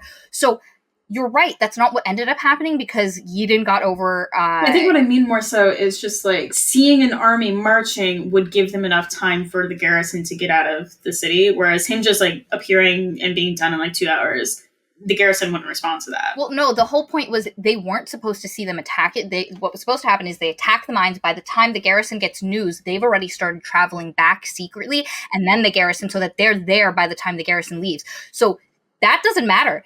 They like none of that, and it is all absolutely obliterated as a logistical point when Kelsier does the entire thing fucking solo. Because you can have one or the other. Either that was the plan and you needed an army to do it, or Kelsier could have done it. Because again, it would have made way more sense to just be like, we're gonna round up 4,000 men, we're gonna hide them over here. Kelsier will attack the mines. He will demolish it. They'll think an army has attacked it because they won't know any better. They'll send the garrison out, and then we take the city. So I could also point out, Kelsier might not have thought that he could do it by himself originally. Because, like, a lot happened that, like, kind of inspired him to have to go do that. I know, but why would he have thought, like, what about his skills changed that he suddenly thought he could do it? So not necessarily enough about his skills, but more about, like, him coming to, like, terms with the pits. Because there's a lot of, like, anxiety about it at the start where he's like, I don't know if I can ever go back. Like, I don't really want to, like, XYZ. And then, like, by the end, he's like, no, this is what I have to do now. But, like, as far as making a plan, like, at this point where they start the book, like, he would not have, I don't know if he would have had the confidence to think that he could go do that by himself. I mean, I guess, but it's still just, it makes... I mean, he has the confidence that he's going to be able to pull off this incredible roulette where he trains his squad to be politicians. And yeah, but the Pits of Helson was a very specific thing for him. Like, that was a lot of, like, trauma, like, avoidance. Like, okay, so here's the problem with that. The book isn't emotional enough to sell that. We don't get him, like, hyperventilating beforehand. We don't get him constantly shying away from thoughts of it. When he does get there, he's remarkably like, oh, I thought it would be worse when I got here. So in terms of the emotional stakes, you need to sell that as an emotional thing that he can't he has to do. get over. And there's no depth of emotion to these characters enough to make that. He's halfway through the book. He's able to get down into a pit that looks really like the Pits of Helson just fine. Like, that happens well before this. Well, I wouldn't say just fine, because, like, he does struggle with it. He has that, like, mental issue with it. And again, this is, like, the emotionality level thing that we were talking about earlier of, like, it's written there. Like, it's told to you. Like, he does, like, having to go into those caverns that look like the pits is part of what, like, gave him the confidence that he could go do it. Like, it wasn't just like, I'm just going down now. Like, he was having a minor panic attack during it. So, fair enough. So, Miss Allie Snow does make a point. Yeah, the original plan wasn't to destroy the pits, just to fake out the garrison. But why not? Like, again, to have one person to be able to do this thing that they were supposed to just fake out. The reason why not is because they were saying that they will need the money from the ATM to fund their new government. And if they destroy the pits, like, that ATM, they won't necessarily have it for long enough. Those are two different things he did. He destroyed the mine, like, he killed all the people at the thing, he freed the prisoners. That is what they, like, were planning to do. He added a third thing of destroying the ATM, but that was, like, a separate thing, and that was his own thing. That's not what they had, but attacking that mine and threatening it and freeing people had always been something that they talked about. So yes, he did add the destroying the ATM, which hadn't been part of their plan. But again, he could have done the entire attack, make a threat on the mines, so that they would send the garrison out. There's a lot of parts of his plan that are a little bit like, why did we do it this way? This is a little overly complicated. But the point is that he has been hired. He wants to take down the government. Basically, he's revolutionary. The ska rebels have never been able to do something, and he's like, it's because you guys are thinking like ska or soldiers or like rebels or something, but we've run heists, so we know how to do tough things. We know how to change the paradigm and think outside the box. And okay, so there's a problem in this book where the plotting of the rebellion feels so pedestrian and so much like they were just like, hey, let's fix these simple problems let's fix these problems like this, and it works out on paper. And they literally have a whiteboard where they're brainstorming ways to take down an empire, and it just feels far too straightforward. This actually didn't bother me a huge amount because, again, the tone of the book is kind of very straightforward in that way. But I do wish that, like, you know, we made the complaint in Iron Widow that, like, you can't just have social movements from nowhere. And it's kind of like, there really should be, like, a Marx figure in this book. Like, there's one point where Kelsier is very, like, adamant on the ska not being genetically dumber than nobility. and he feels very strongly about this. And I'm like, but why? Where did that come from? Like, what are these underground texts that you're reading? There aren't any. But like, he just suddenly has a very modern viewpoint on what's been 1,000 years of a fascist state. Again, this should be a lot more 1984, like newspeak, where they're trying to actually get rid of language that allows you to rebel. And he instead is just a fairly enlightened person. And so this comes out enlightened out the gate. Because one of the things we spoke about yesterday was that there are ska that think they are inferior, but we don't, as readers, interact with any of them outside as just third party, like brief interactions, and it comes up way more at the end than it does for the entire first 3/4 of the book. You get way more of the ska people. Like, there's literally a part where they're like, we took down this house, and the ska are like, but who's going to pay us? And they're like, no guys, no. No, they actually said who's going to feed us. But it's like, oh no. And so, like, that moment, I was like, oh, there's that thing I've been asking for. But I would have liked if there had just been a little bit more of it. And I do agree that it would have been nice to see, like, how did this character, like, on an intellectual level get to this point? Because on an emotional level, how did he want to rebel? I got that. I believe that. But on an intellectual, it's just like, in general, like, feminist. It would have been a nice arc where he just started more with rage and then was able over time to think about it. I mean, and that's the other thing, is right from the beginning, he's worried about like what successor state is going to take over from the administration as now. And I would have liked to see more of that growth in the actual book, where maybe he just starts with let's rip it all down, and then he grows to be more like, okay, this is what we need to do to make sure. The closest we get to that is him being like, nobles are entirely bad, and then by the end he's like, maybe the nobility aren't that bad. But I would have liked it to have been much more, like you're saying, Will, where it's about a bit more like social, about like what does society need to look like, instead of burning it down. No. Instead of doing that, what are we going to do instead? But it's fine. It's neither here nor there. Anyway, Kelsier is doing a plot. He wants to take down the government. He ends up finding, like, because of Rin, she has this thing called luck. She's able to get people not to hit her as hard, or to stop hitting her, or to leave her alone. And she calls it her luck because she has bits of it inside her that she can access, and it helps her survive. And because of this, it's actually a magic system that she uses, and it ends up getting attracted by some of the people we talked about earlier that are the bureaucratic people, and so she gets targeted. But as this happens, Kelsier and his band of merry heisters happen upon her, and he realizes, oh, you're not just, because to have power, and here's the brief description of the magic system.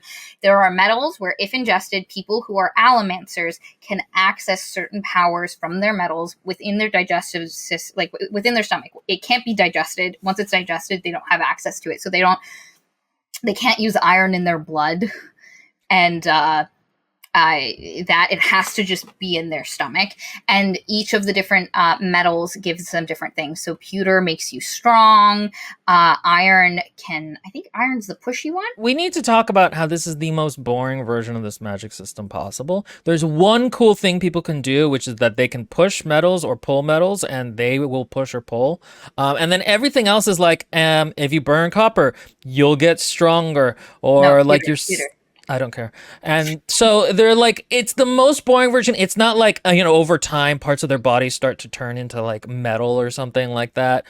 Or it's not something where like you become anemic from burning iron in your blood, or you get lead poisoning from eating all this lead. You also just can't do anything cool with the powers. Again, it's not like you can turn other people into metal. That would be a dope power. There's two that are described that are kind of cool. Gold can show you past versions of yourself, which doesn't make any sense with the rest of the magic system, which just seems to affect physics a little bit, but it's like kind of a cool thing. Will wants more of a fantasy magic system out of this, and this is sci-fi magic. No, I want dope shit. There's dope shit in fantasy. There's dope shit in real life science. I want cool things. Why do something boring when you could do something interesting? The magic system here is, for a lot of people, one of the selling features. Like, Steven really likes it, and he likes that how it also, you get the idea that there are missing elements, and it functions a bit more like the periodic table, where there are places where you have these 8 elements and they're doing things, but it feels like there are holes in it. And so he knew from the start, because of how things were described, that like the periodic table, where there's a hole,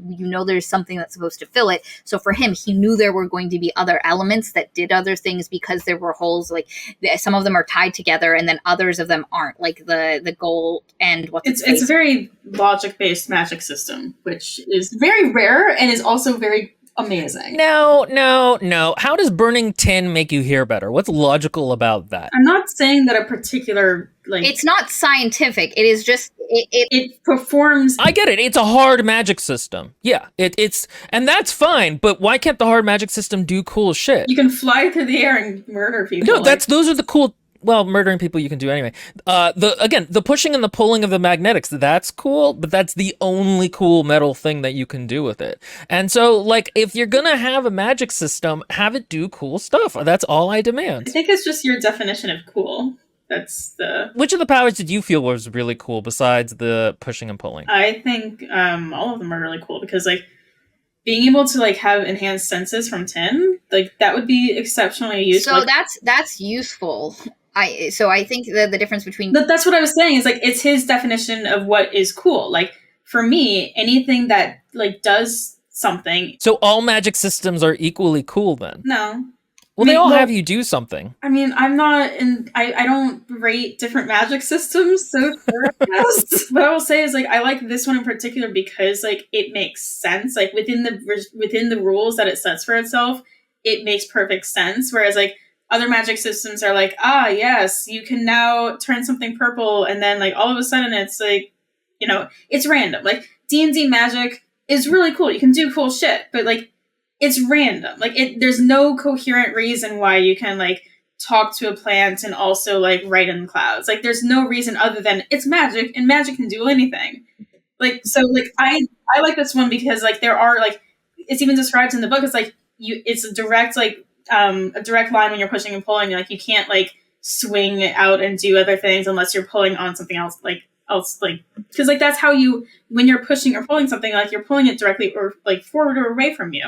So, like, I like that it's, like, rules restricted. A couple of people have, to answer you, Will, have said the manipulating emotions is cool. Copper and brass are probably the least interesting, and the emotional manipulation, the rioting versus soothing. Reese turns it into, like, something amazing. I think controlling emotions is conceptually somewhat interesting. I don't think the way it's done in the book is interesting. And it's still a very standard power and really has nothing to do with metal.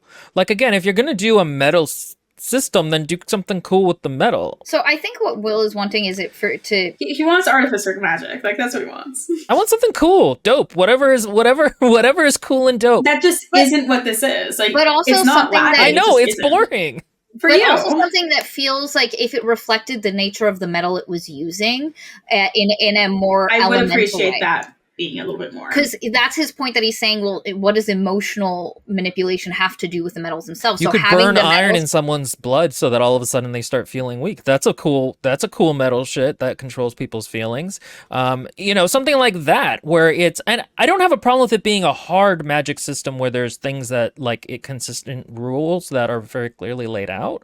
I think hard magic systems are okay. I like soft ones more, but it's more just that it can't really do a lot. And it's like, if we're going to do something cool, do something cool. If the metal, like, had more, like, because metals have certain properties, and if those properties translated to, like, what you were talking about, like, more, like, that would probably add to it. But, like, pewter makes you stronger because that's just what pewter does here. Like, would iron make you stronger? Would that make more sense? Probably, because, like, that would be strengthening the iron in your blood, and, like, that would make sense. So Miss Allie Snow says metal is just the vehicle, and that's honestly it. This magic system has its own internal logic that it follows. It has and it is simple and it is straightforward. And so for a lot of people where they don't like the... And again, I think this book appeals to people who don't want, like, a standard fantasy story, because this is not like a standard fun. Again, it feels more like sci-fi.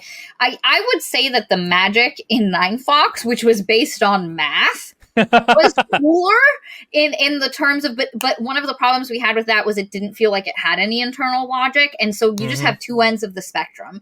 One, which is you've got a really strong internal logic, but it's going to be very simple and straightforward, and then the other end, like with Nine Fox, which we also had an issue where it was doing a lot of cool shit, but it made no sense why it was doing it, and it was also couched in math, so it should have been a little bit more straightforward, if you ask me. But that's a topic for another video that we already talked about. And so I think it's just like to your taste with that one. Listen, there's some of the other things like the culture stuff, and like if you have a magical nobility class that existed 1,000 years ago, it probably should affect what society looks like today. That I think we can all, and we have agreed that is a thing. But I think as far as the magic system, that comes down to personal taste, because I've heard from enough people. Like Steven only has positive things to say about it, and like I have to trust that the people I like that I think of as smart are not like just suddenly dumb. No.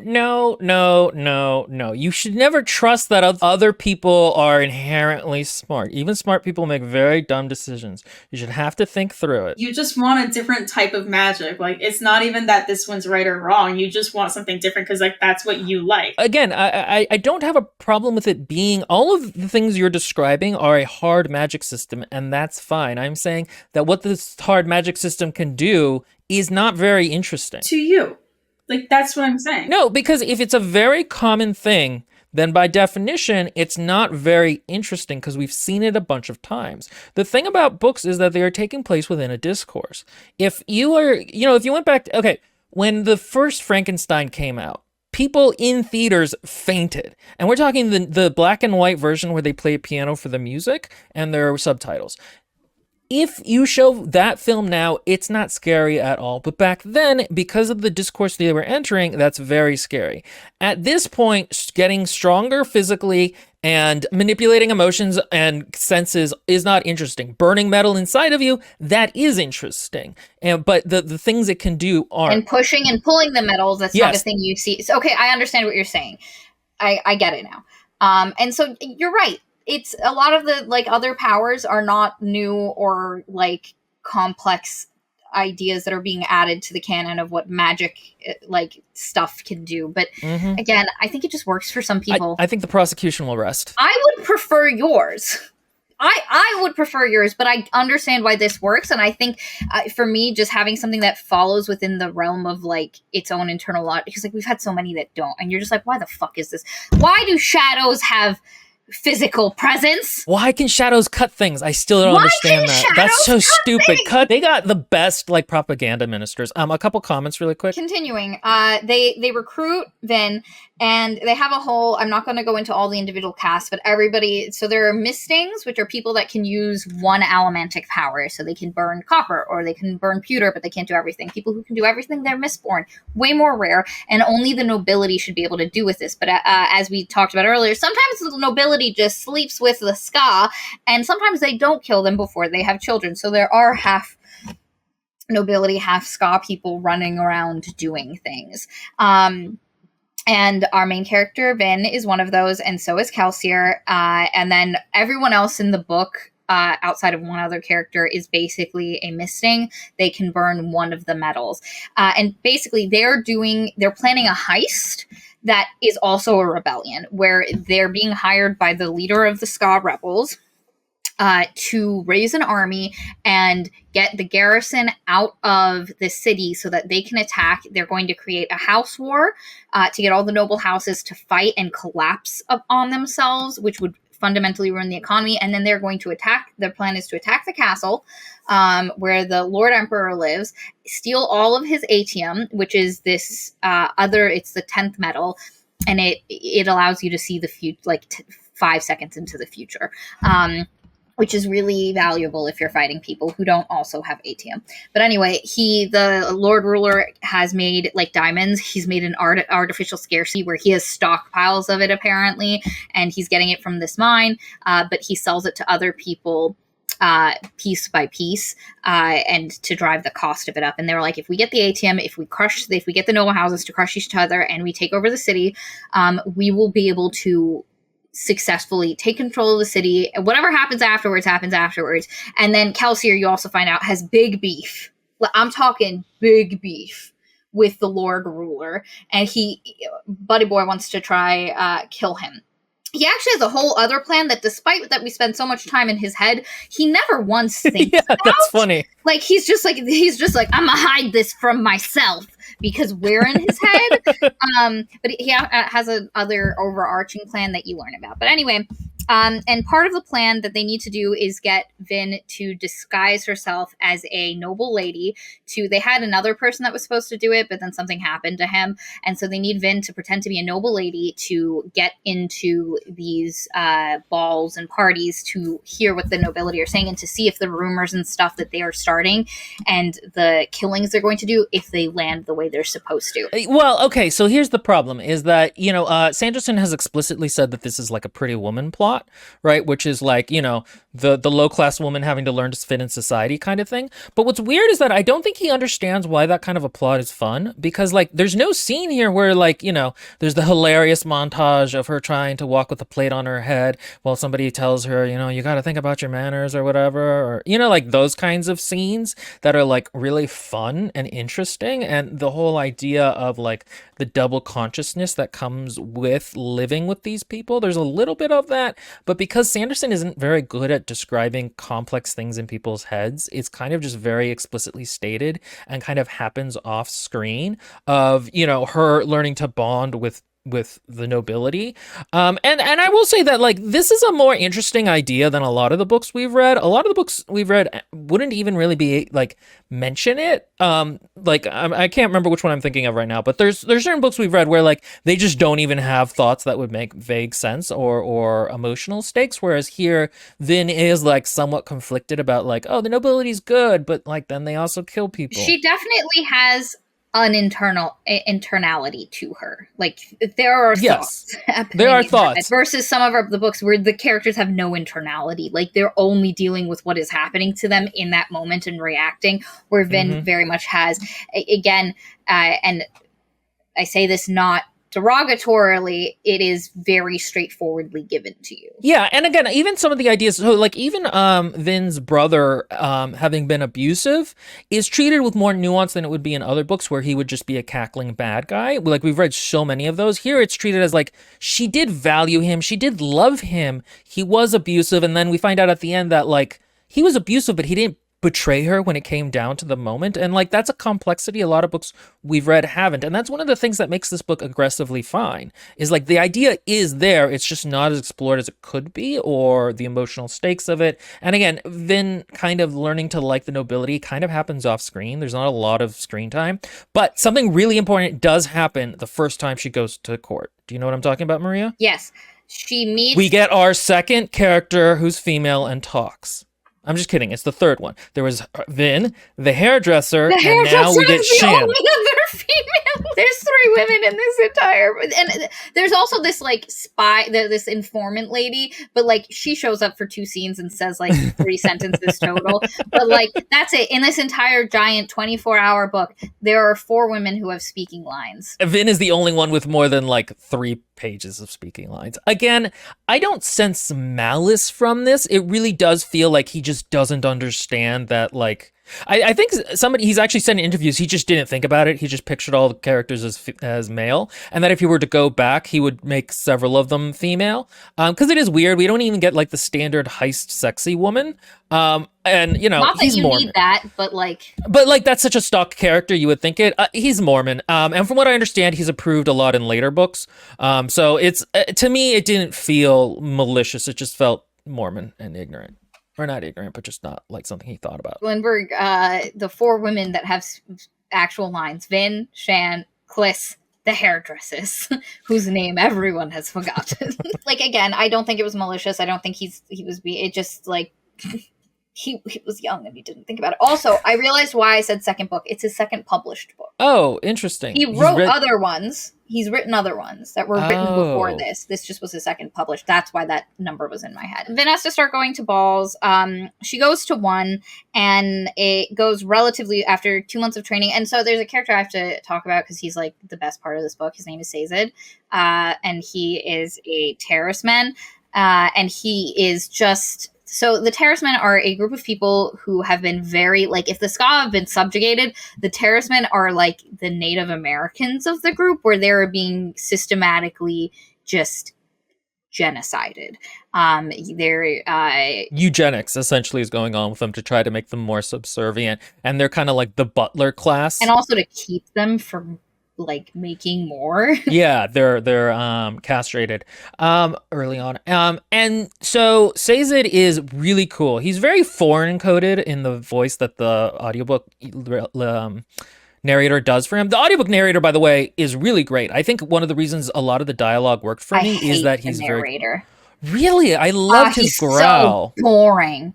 It literally took me like 5 chapters to get past it because he's so monotone with there's no emotion to anything. He reads things so flatly. I dislike this guy so much. By the end, it got better because you get so used to his monotoneness that you can start picking out the times where he's doing shifts and like he does good accents. But oh my god, was he boring to listen to. Like I literally could not listen to this in the gym for the majority of the book because the very lifting, like taxing my body made it so I couldn't pay attention to this man's voice. Ugh, I hated it. I was about to say I don't have a strong feeling on this, but Maria clearly does. Anyway, Sazed, he's kind of, again, like a butler type person, and he's going to teach her to like be good at nobility stuff. And again, that all happens off screen. You know, it's weird how much stuff happens off screen for such a long book. Versus what happens on screen.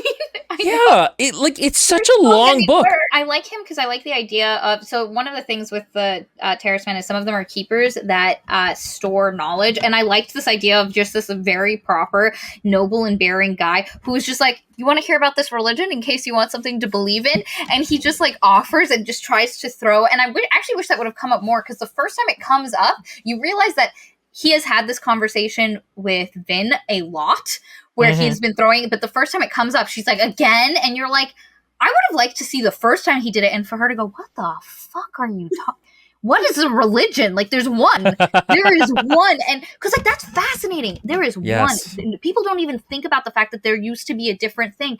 Religion is a foreign concept because this is just a way of life. It is the one and only thing there. So to realize other people believed other things, what a cool scene to see. By the time we interact with those two characters with this, she's heard this so many times, she's not even phased. She's just like, no, says it. I don't need a religion.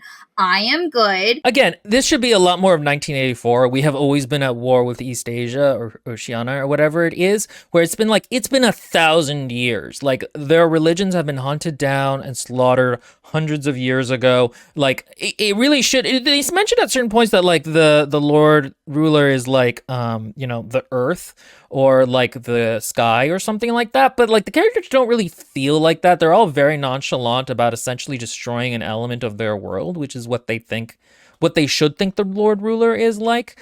And again, this is an aspect where the world building and how the characters are written doesn't really match. I would have, again, thought you needed to go more grimdark or less grimdark with it in terms of how the characters think about it. But Celia made the point, Sazed and his knowledge were the best part of the book and made it a lot richer, and it does. His talking about these different religions and also how they, like, when they finally were taken down by the Lord Ruler, added that, it's the most cultural flair you're gonna get.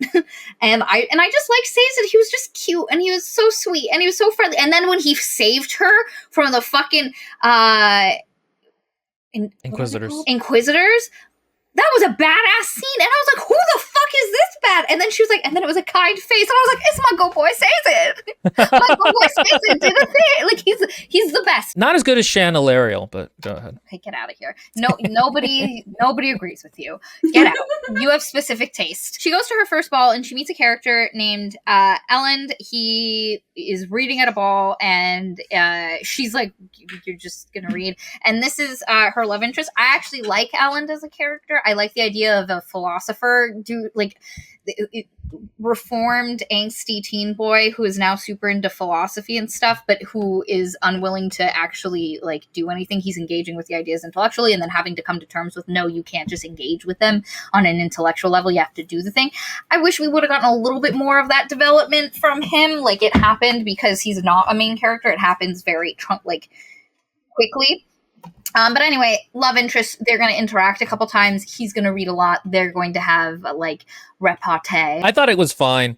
I didn't think it was particularly strong or particularly weak. Some people really liked it. I thought that the book thought they were love interest too much. I buy that Rin just has a crush on a pretty boy. Yeah, I thought he was fine. Again, this is a case where like the Marxism really should have been in here more. It's like child's first oppressive regime a lot of the times with Sanderson, where like he kind of understands what a oppressive regime is supposed to be like, but then he doesn't quite get like material conditions that like I kept expecting somebody to talk about that, because they're either like the nobles are good or they're bad, and then it's like, well, it actually has to do with whether they see their own conditions changing, and it has to do with who they're around.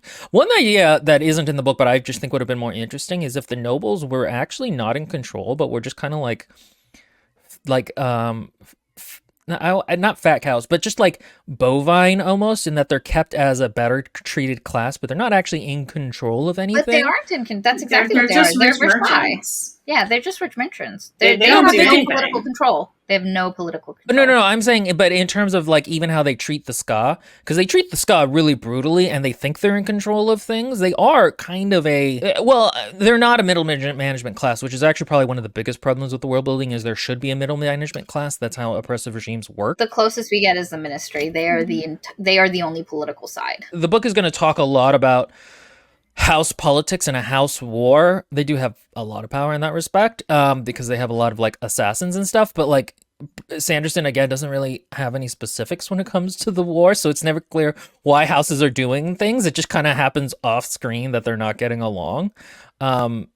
Again, kind of fascinating how much of this book happens off screen. I'm okay with them just being a Versailles merchant class. Like, that for me isn't something that I needed or not. Like, no, I don't think it's bad as it is. I just think that would have been more interesting. She meets Ellen. They flirt. After her first ball, she follows Kelsier, because Kelsier fucks off at night a lot to go do shit. And she's like, where does he go? Because like start of the book, Vin is very much like, he's hiding things from me. I trust no one. I need to know where he's going, and he's not telling me. And he's doing it because like you're a brand new alimentic baby. Why am I going to take you to dangerous things? Go to sleep. You need to sleep. And she follows him. And eventually he's like, listen, I'm going to go do something very dangerous. And she's like, I'm going to follow you anyway. And basically he tries to break into the Lord Ruler's palace thingy to go to this one room and find out what's in there, but they are intercepted by Inquisitors. I don't know why that, like, of all the things I'm remembering, that's the one that's slipping me today. But anyway, and what happened, you find out that this is a repeat, because when he got caught and sent to prison, it was because him and his wife, Mare, had tried to break into this exact room. They planned for a year to try get into this space, and when they got there were Inquisitors waiting for them. And so he's trying to, like, he told nobody he was going to do this. He decided on this day that he was going to do it. So he's like, because there's this whole thing that Mare's the one who betrayed him, and Mare's the one who got him caught, and then she ended up getting sent to the pits as well. And so it's very tragic, because he loved her a lot, and like, did she betray him? Did she not? And he's like, how did the Inquisitors know we were going to be there? So he thinks by going last minute, not telling anyone, there will be no Inquisitors. There is a battle. They're more interested in Vin than they are in Kelsier, because they're like, who's your father? And she's like, I'm just vibing. And there's a little bit of a battle. Kelsier gets separated from her, and then this is where Sazed comes in, like the badass angel he is, and saves her. She's out of court she has to heal up because she ends up getting stabbed in the side. She's out of court for a couple of months. She ends up going back. They do stuff. The plan, they're building up their army. You get a lot of scenes of them, or not a lot, but a couple scenes of them doing recruitment for the army. They're training the army in these caves, which were not described as expansive enough to run drills in, but it's whatever. That's a nitpicky point that I don't have to fix here. They were very close quartered. I don't know how you train people to fight with spears or swords in such close quarters, but That's me. This whole time, Kelsier has also been logging a lot of FaceTime with the soldiers and with a lot of the other ska to present himself as like, and everyone's like, oh my gosh, the survivor or whatever. And he's also talked about how there's a 10th medal that can kill the 11th. Lord, 11th medal that can kill the Lord Ruler, and kind of just setting that up in the background as like a legend. And he's very much making a myth out of himself. And everybody in the heist party is like, buddy, why are you doing this? Are you going to try big? Are you going to be the new Lord Ruler? What are we doing? But anyway, before their plan can really come to fruition, Yeadon, the guy who's in charge of the rebels, gets put in charge of their army for a little bit, and he decides to get the men some practical fighting experience, and they attack the garrison, and the entire army gets slaughtered. Just outright fucking demolished, except for a couple of people that stayed back in the caves. Just knocked out. Actually, this is a good time to talk about it. There's a few things that happen. One is that afterwards, Kelsier goes and sees the survivors. And this should be an emotionally really powerful scene because, he's failed these men. They have died. They have been slaughtered because of him. This is a low point in his plan. It's the whole Dark Night of the Soul part of a book. And you would think he was eating a sandwich on a rock with all the emotions he feels in the text. And this is one of those times where it's like, it's okay for the book to be kind of at this level of emotion for a lot of it and just kind of witty. And then like this needs to be a moment where you feel that he failed or that he's angry or just the despair. And we do also get an interesting kind of world building thing about there's an old ska guy there and he's like, yeah, you weren't going to take down the Lord Ruler. You did really good. You raised a big army and stuff. Like, chill out. Like, this is all we can expect. And he's like, the ska will never be unoppressed. There's this thing where, like, I don't understand why the city ska are so different than the field ska, but whatever. And I wish that had just been played with a little bit more in terms of the idea of this being the final empire, as it's called. I brought up this exact moment last night when I was talking with Gina and Steven about this moment and how, like, it is a massive amount of men dead. It is a huge wrench in the machinery of that they have to bounce back from. But both Steven and Gina expressed that they did not want an emotion. Like they wanted him to acknowledge that this was a terrible thing, which the book says. It says it's a terrible thing. How could this happen? But they had no interest in having that emotional beat followed through on. And that's what I say that's what I mean when I say that, I think depending on who you are and what you want out of it, like the emotionality would be a detriment to you versus a positive. Because there have been times in books where, like, Gina and I have talked about a scene, and a scene that I felt was very impacting detracted from Gina for all the reasons I loved it. And so We've talked about this a lot. If you like emotionality, this book might not be for you. We made the point that Feyre in the early parts of Akawar felt like a sociopath because she was doing these terrible things and not really feeling that like bad about having this guard whipped nearly to death. And that's kind of the thing, is that when people lack a certain amount of emotion, A, you stop identifying with them, but B, they come off like a sociopath because people have, it is simply unrealistic for him to be so chill about this moment. And it means that he doesn't care about any of this. And so then why should we care about any of this? So Miss Allie Snow says, I don't expect normal emotions from Kel. He's kind of nuts. Lindbergh says, felt true to Kelsier. He was a self-interested scumbag as far as I was concerned. And then Miss Allie Snow said, I like emotionality and liked this book. And then she also says self-interested is the perfect word for Kel. Which, fair. But from the other characters then, like, there's no reason I shouldn't have gotten that out of Vin. And again, it tells you she's upset about it, but you don't feel it. And again, depending on who you are, you're going to want it or you're not going to want it. The other problem with this is that this is where this event should kick off the end of the book. It doesn't, for the record. It's about halfway through the book. But this should be the part where the plan went wrong, and all of a sudden they have to scramble to figure out what they're going to do. And then they realize, oh, wait, it was horrible that they all died, but now they're out of the city. We need to move the plan now. That's how this kind of a plot usually works, a wrench got thrown into the plan, but we're still going to make it work. That's how, like, all heist movies work.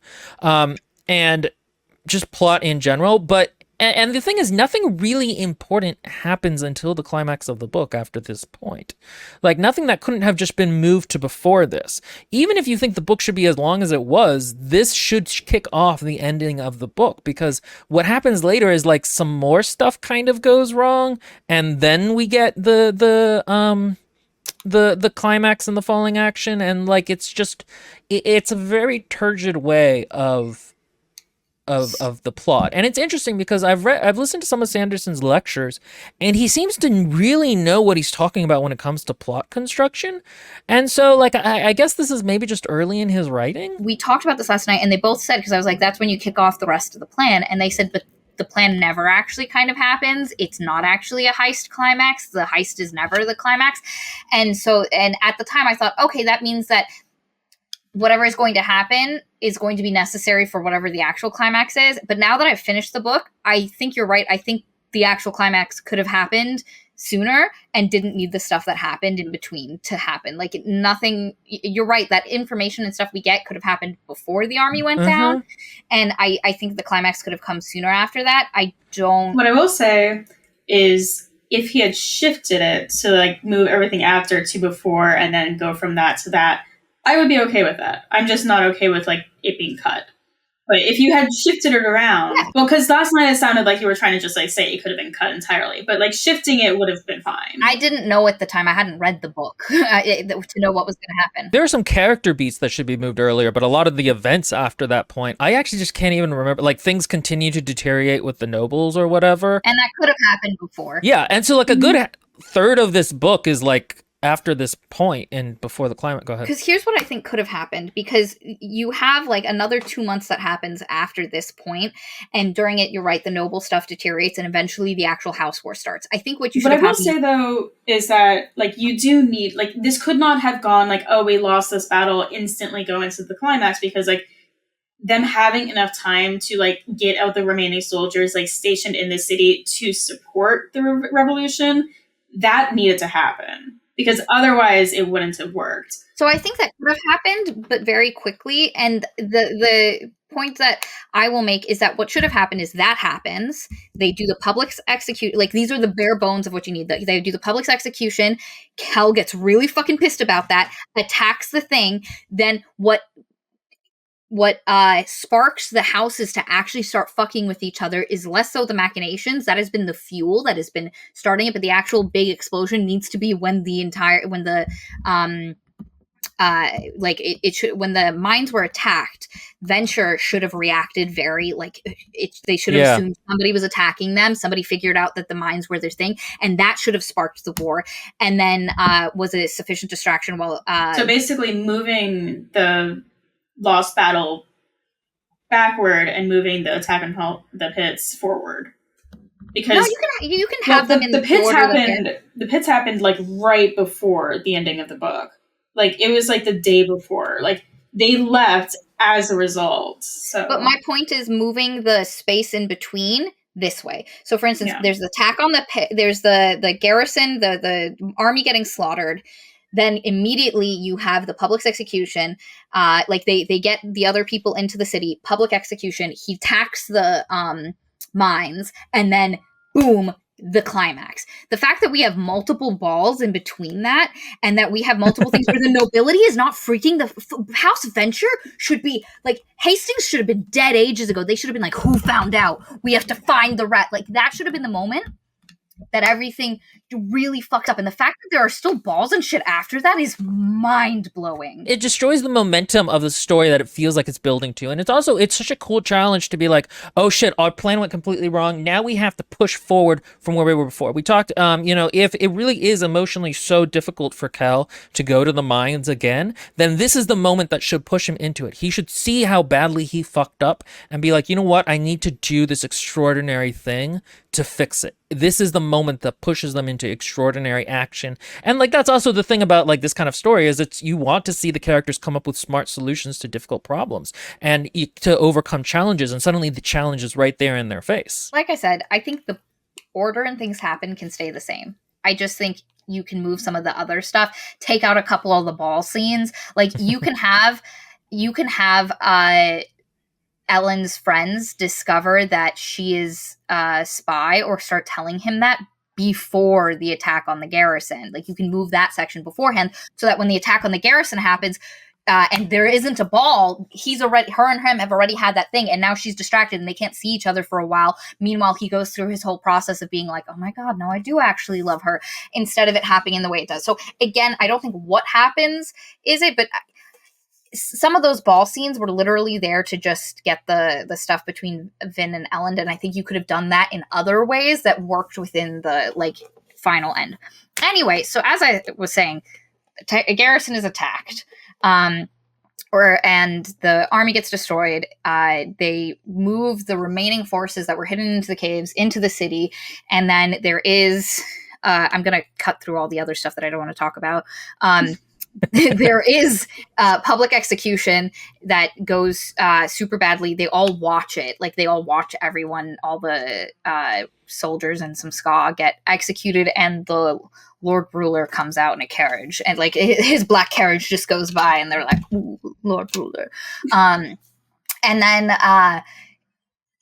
there's a section where like they're still researching the logbook, which they got during that first raid with the Inquisitors and the thing. And like people, they're still recruiting. There's a bunch of stuff that happens logistically during this point that you don't see. Yeah. See, the thing is, this part can literally just be cut before we start talking about the climax. Nothing interesting happens here. The thing that sets it off is that they think that Kelsier's brother has been compromised, and so their safe house is going to be moved. And then they find out that, and this is also what makes him attack the mines. It should be the attack of the garrison and the public murder. Like, listen, I get it. I love Marsh, and I like Marsh and Kelsier's relationship, but we did not need to wait for this, and this could have happened beforehand. Yeah, that didn't feel like the berserk moment. They think his brother is killed. His brother had gone into the ministry. That's when he attacks the mines, and he comes back, and he was like, I did it. And he was like, they also find out that when Marsh got attacked, like, they probably found out who he was. And so they have a guy we haven't mentioned at all, but there's this dude named Lord Renew, who is a nobleman that's been working with him, but not actually a nobleman. The actual nobleman died, but something is in his body. And they try to get Lord Renew and his entire entourage of people that work with them out. They get captured.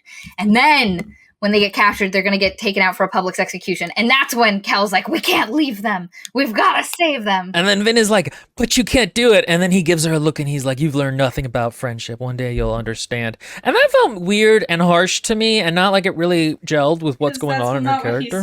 He said you still have things to learn. That's not the same thing as like you learn nothing. It's close. It's not, again, it felt like a weirdly harsh moment for like someone who'd otherwise been very fatherly. I don't besides Spook, who they were actually friends with, like, nobody was really friends with Lord Renew. And then, like, yeah. If they were willing to watch all those soldiers get murdered in cold blood, why are these ska servants different? Again, the only difference is Spook.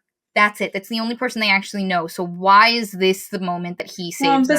This is also just like he felt personally responsible for them because like he brought them all into like that mansion where they were at risk. So. But again, he also felt personally responsible for the rest. He literally said, we have to go and watch it because we are personally responsible. Yes, but like personally responsible for them dying is different than like they have basically been under his care and protection for like a year. Well, so this is a problem where, again, his lack of emotionality creates a problem because he's such a practical-minded person that he shouldn't be making a rash decision because he feels it's like his responsibility. He should keep his eye on the end game. But he also needed a way to get himself killed to spark everything. Right, but then why did he say that to Vin about her not understanding friendships? I don't know. Yeah, because why, again, besides Spook, who he wasn't friendships, Vin was better friends with Spook than he was. Why does that friendship comment make sense in that setting at all? Because, like, logically I can understand, because, like, the Conjurer would have to, like, be able to, like, eat his bones later, and, like logically it makes sense for it, but, like, the friendship comment I can't explain the friendship comment. Again, it's actually just weird because otherwise I liked their relationship. I thought it made sense. And then it's also weird because like you would think that would be a very harsh thought for her to have as the last thing he says to her. So yeah, it's weird. I don't. It's just kind of like a little bit of an inconsistency. And basically, he fights an Inquisitor. He actually It would have manages made to win. sense if Ham was in there. If Ham had been like he had sent Ham to go with Renew's people to protect them, Was and it then Dawson in there? No, Dawson was them. Dawson was with Vin watching the whole thing up. Yeah. The only person of emotional value was Spook, who was not like as far as friendship and just maybe he had been sleeping with some of the servants and didn't want them to be killed. Like he fights an Inquisitor. It's a Neo moment of like, oh, you're actually gonna face one of the agents. There's no way you can win, and then he does. And then everybody's watching him and being like, the survivor, Lord of Neo. the Mists. And then the Lord Commander shows up and just like bitch slaps him, and he dies. This is another moment where like half of his face off. Yeah, he just bitch slaps him. This is another moment, too, where... So we should talk about Kelsier now, because in the comments there's been a lot of discussion about whether he's an asshole or not. He is, but the author doesn't think he is, and I actually would have liked if the author had leaned more into him being kind of an egotistical person. Because the thing about it is that I would have liked him to be more unhinged, and this for him to be his moment of exaltation in terms of like, I did it, this is all I've been leading up to, and then that would have made him getting bitch slapped so much harsher of an emotional moment.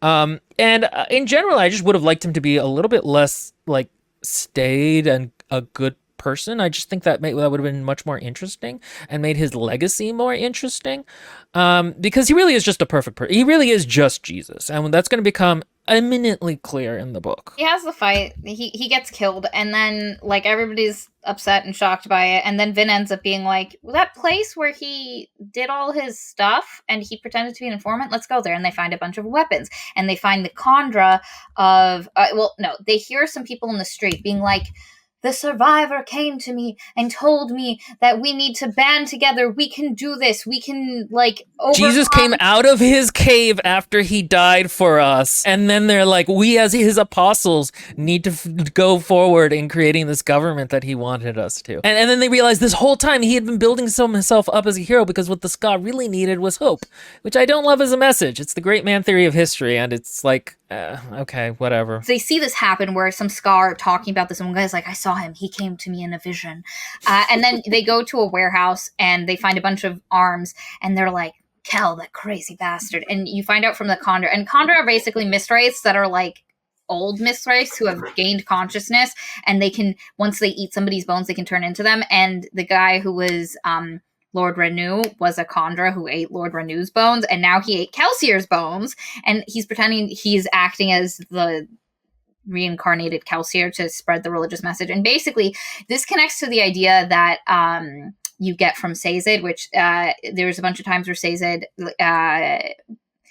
where Kelsier asks Sazed, why do people believe? Like, how do people get this passionate and believe so hard? And Sazed says something like, you need to give them something to earnestly believe in. And I think that is very...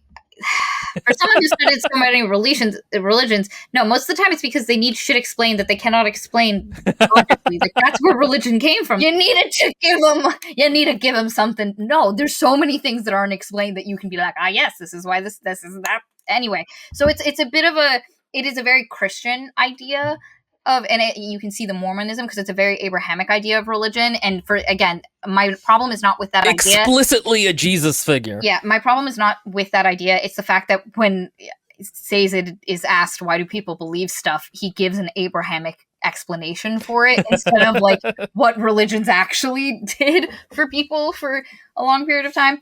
But anyway, and so he's basically turned himself into a mythos and needed to martyr himself to fully unite everyone and to give the Ska their thing. It's not working too well because one of the things you learned from Marsh when he invaded the ministry was they have like soothing stations throughout the city. So even though people have a lot of feelings, they're being soothed out of all of it. So then they have to send their emotional manipulators to kind of counteract that.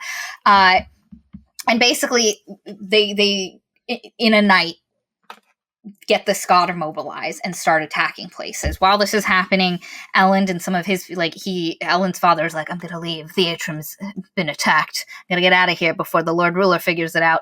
And Elend is like, I'm not leaving. I shall come into my, I can't let the Ska just needlessly burn stuff. We have to rebuild, and I shall, partner with them and rebuild. And so he goes and finds them. During all of this, Vin is like, what am I going to do? I have no job. My job used to be to kill nobles. But then Kelsey realized that wasn't a great idea. So now, and then she's like, I'm going to go find out what's in that room. So then she breaks into the palace. She ends up getting captured. There's a whole thing where you find out the Inquisitors were trying to overthrow the Obligators, because the Obligators are technically the head of the ministry. And the Inquisitors have not liked that for a very long time. And so they've been slowly trying to build up a case, and Vin is there. The reason they've been so thirsty for her the whole book is she's there. She's this daughter of the head obligator, the guy at the top of the government. And they're like, this is our perfect tool to show that obligators are worthless. And so she breaks in and she sees the Lord Ruler, but he looks different than when he killed Kel. When he killed Kel, he was young and handsome. And immediately I'm like, oh, he's a fucking terrorist man, which I will explain why this this is important and why you can make this deduction from this. But when she sees him in his office room, he is old. He much older, and she's like, and the whole thing is she has the 11th medal, which is supposed to be the thing that kills him. And so she tries to use some of it, and all it does is show her a different version of him. And she's like, what? That's because gold, as one of the medals, it shows you different versions of yourself, what you would have been if your past had been different. Gold is my least favorite element. It's all the Allomancer's least favorite element. But it just from a concept, it's a very lame. Again, everything else is very physics based, and then this is all of a sudden you can see conceptual things of what you might have looked like in a. But anyway, and she can see now. She basically can see his past and different versions of himself, and she's like, that's weird. And then she's listening to this whole conversation and this whole thing. She ends up getting captured. They feed her a different medal, and this is when you realize, oh, there are other medals that everybody else doesn't know about that he has probably been keeping from the general population. And basically what this other medal they make her ingest does is it nullifies all the other medals inside her. So even though she had a full store of stuff she could use, this other one, when she burns it, just burns them all out immediately. And so she kind of has to she ends up back in a room with them. There's a trial for her father, and then the king's like, okay, the Inquisitors get to be the head of the state, which is just a weirdly, and it's funny because it's supposed to be like this, but it's a weirdly bureaucratic moment in the middle of the city burning. And the God King's like, I don't give a shit about the rebelling. I can take them out by myself. I don't let them do it. He's like, you know what? I like the nobles to be killed off every 100 years or so. So I'm gonna just let these Ska rebels do it, and then I'll deal with them afterwards. So there's a moment during this confrontation where she realizes, oh my God, and this I need to explain a little bit of the journal of the Lord Ruler before he became the Lord Ruler. There was this whole point where he learned from our Lord Ruler guy that we think is going to be the person that turns into the Lord Ruler, has been told that he is the person of prophecy for a Terraceman prophecy. So it's not something his people told him. It's something that this other group of people were like, hey, you are basically the Messiah. You are going to save us and lead, save the world from a terrible thing. It's you. And he's like, okay, I start my quest. And he's a bit like, am I? Could I possibly be? What if I'm not? And there's all these questioning. And basically, at the point where he finally starts being like, okay, it either is me or it isn't, but I'm going to do my best. There's this Terraceman servant that he's had this whole time who starts turning on him and is like, no, the Messiah of the Terracemen should not be a foreigner, and it should not be a foreigner that tried to oppress us. And so basically the idea is there's two groups of people, the Terracemen and this other group who came and invaded Terraceman land.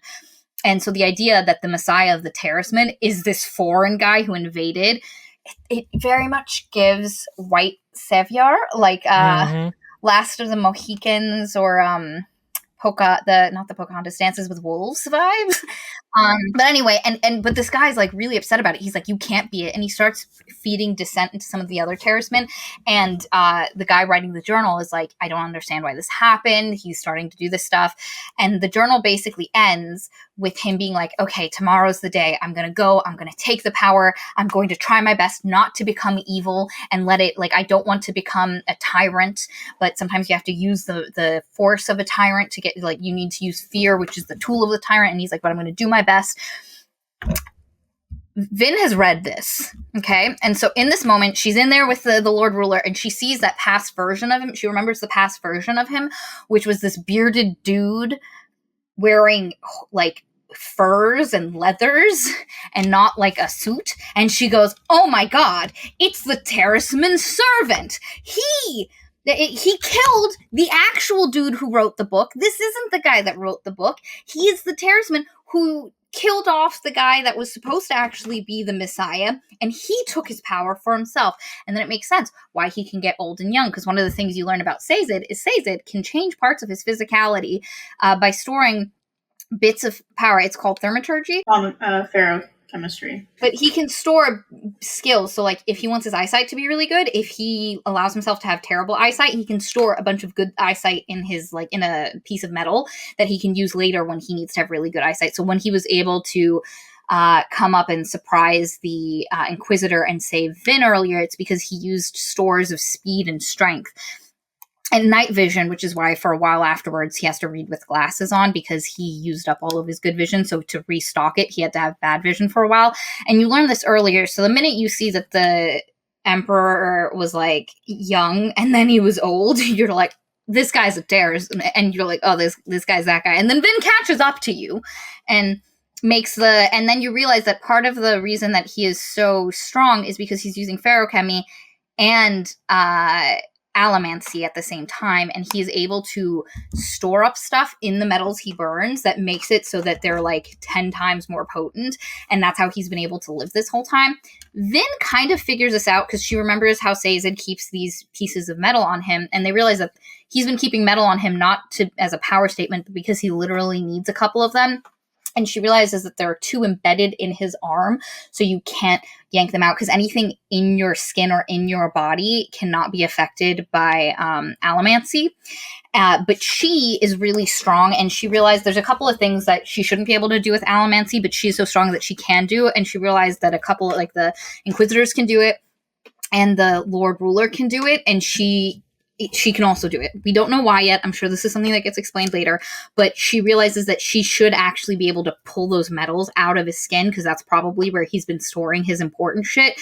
So she yanks it out. He immediately turns into an old guy and starts, like, she, like, puts the metal out the window, and he's like, no, my precious. Starts crawling. It's very Disney. Yeah, kind of, like, slowly degrades into, like, ash, but not ash, but yeah. And then she ends up, because they're like, I think he's alive, and she ends up killing him. The whole city can see it happen. He's like, no, I saved humanity, and there's this whole stuff about some kind of eldritch deep thing that we've also been hearing about. So the idea is that, next book we're going to find out that there was more going on than just him being evil. So the idea is that the Messiah person was supposed to stop the deep, and this guy obviously did that, and the idea is he's been stopping the deep this whole time, and now that you've killed him, the deepness, but now that he's dead, the deepness is going to heck and return, and then they're gonna have to figure their shit out, and that's probably book 2, I'd imagine. Anyway, and the book ends with her, like, everybody's, like, kind of putting, Elend has now become king. He's gonna put together a better ruler. Marsh is now technically the head of the ministry because he's the only Inquisitor left in the city. And they transferred power to the Inquisitors rather than the Navigators. And he's like, I got you. I'm gonna take it down and change policies from the inside, guys. Elend is king. And there's a moment where Vin is like, Sazed is like, you should go see Elend. He'd like to know that you're okay. And she goes, and there's this moment where she's like, no, everybody's gonna leave me. I can't. And she starts walking away alone. I must be for the night, and just never. And then, then she has a moment where she realizes, wait a minute, the reason I felt like this my whole life was because I thought Reen betrayed me and hated me. But it turns out, because what you find out is he actually, like, he was captured by Inquisitors and had been tortured, and that he had, even through all of the torture, protected her existence and said that she died as a child. And she realized in that moment that no, he didn't betray her. He had been captured and she didn't know what happened, and that he had fought with his last breath to protect her. And she's like, okay, so relationships are complex, but he didn't betray me, which means the people that love me don't just abandon me and leave me all the time. And so then she goes back in and she like throws a coin down and she makes a comment about him reading too much, and then they grab each other and the book ends. That's literally the last 16 seconds of this book are her being like, don't you know it's rude to read in front of a lady? That's exactly the line. Yeah, that's the last part. Yeah, and then they obviously have a very chaste kiss because Mormon. And that's the book. Maria, why don't you give your wrapping up thoughts first? So I thought some of the things that I wanted happened more in the last part of the book. Like, I wanted more of like the ska feeling like people who had been really like stepped on, and I got a bit more of it in the last portion of the book. I do not like that the coded non-whites characters that like that guy killed the Messiah, because I like the idea of someone like how power corrupts, and you go from being someone who is legitimately very and this I think is personal, but I like the idea of someone going from legitimately good motivations and then slowly declining into something dark. So having someone who out of jealousy and anger took this position of power and then subjugated his own people, who he said the whole time should have been ruling. Like, his whole anger was, he was like, we can't let this other guy take our glory. And then he's like, now I am the glory, and now I subjugate my own people. And the people who I didn't like, I will elevate part of them as nobility because they supported me, but then the other half of that, because he like the stratifications of power he made were like the people that supported him that were from that other race that he didn't like, the majority of the people from that other race that he didn't like, and then his own people are at the bottom. And you're just like, why is this what you did? Like, and also it would have been more interesting if he'd been the white savior who then went evil afterwards. Like, that is a more, like, this is Paul Atreides' empire over time or whatever.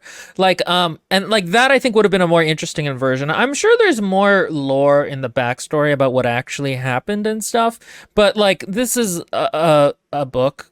It should be able to have at least some kind of internal consistent logic, and I just didn't really feel like his motivations made sense. I think overall, I the last half of the book, I really didn't love the Kelsey or Jesus stuff. I don't think Sanderson really understands oppression very well, and it kind of shows. Again, I'm going to go back to what I said at the beginning, which is that this book is aggressively fine. Like, again, all this kind of works. The last third really can, after that, the rebels get slaughtered, like, a big chunk of the book can just be cut out, pretty much. But, like, I do get why it's popular. It's very fantasy-y, and I could see where his later books could become even more fantasy-y and less try-hard grimdark, and people could appreciate that. Overall, the expectations I went in with were pretty high, because, again, I've watched some of his lectures on plot structure, and, like, he seems to really know his shit, and people always speak so highly of his books and, like, his world building, and I was not impressed. Miss Allie Snow made a point. She said, I didn't finish my reread, so I forget what's revealed in this book about the Lord Ruler's motivations. Allie, and I guess Gina, does the motivations we are showed here, does that change or get recontextualized later? Does it make more sense at a later? I will say it makes more sense later, but maybe not enough to satisfy your issues with it. Were you satisfied with it, or do you think it could have been handled a little bit better? I feel like I say this like nearly every episode that I come on with you guys. I don't read for the same reason that you guys do.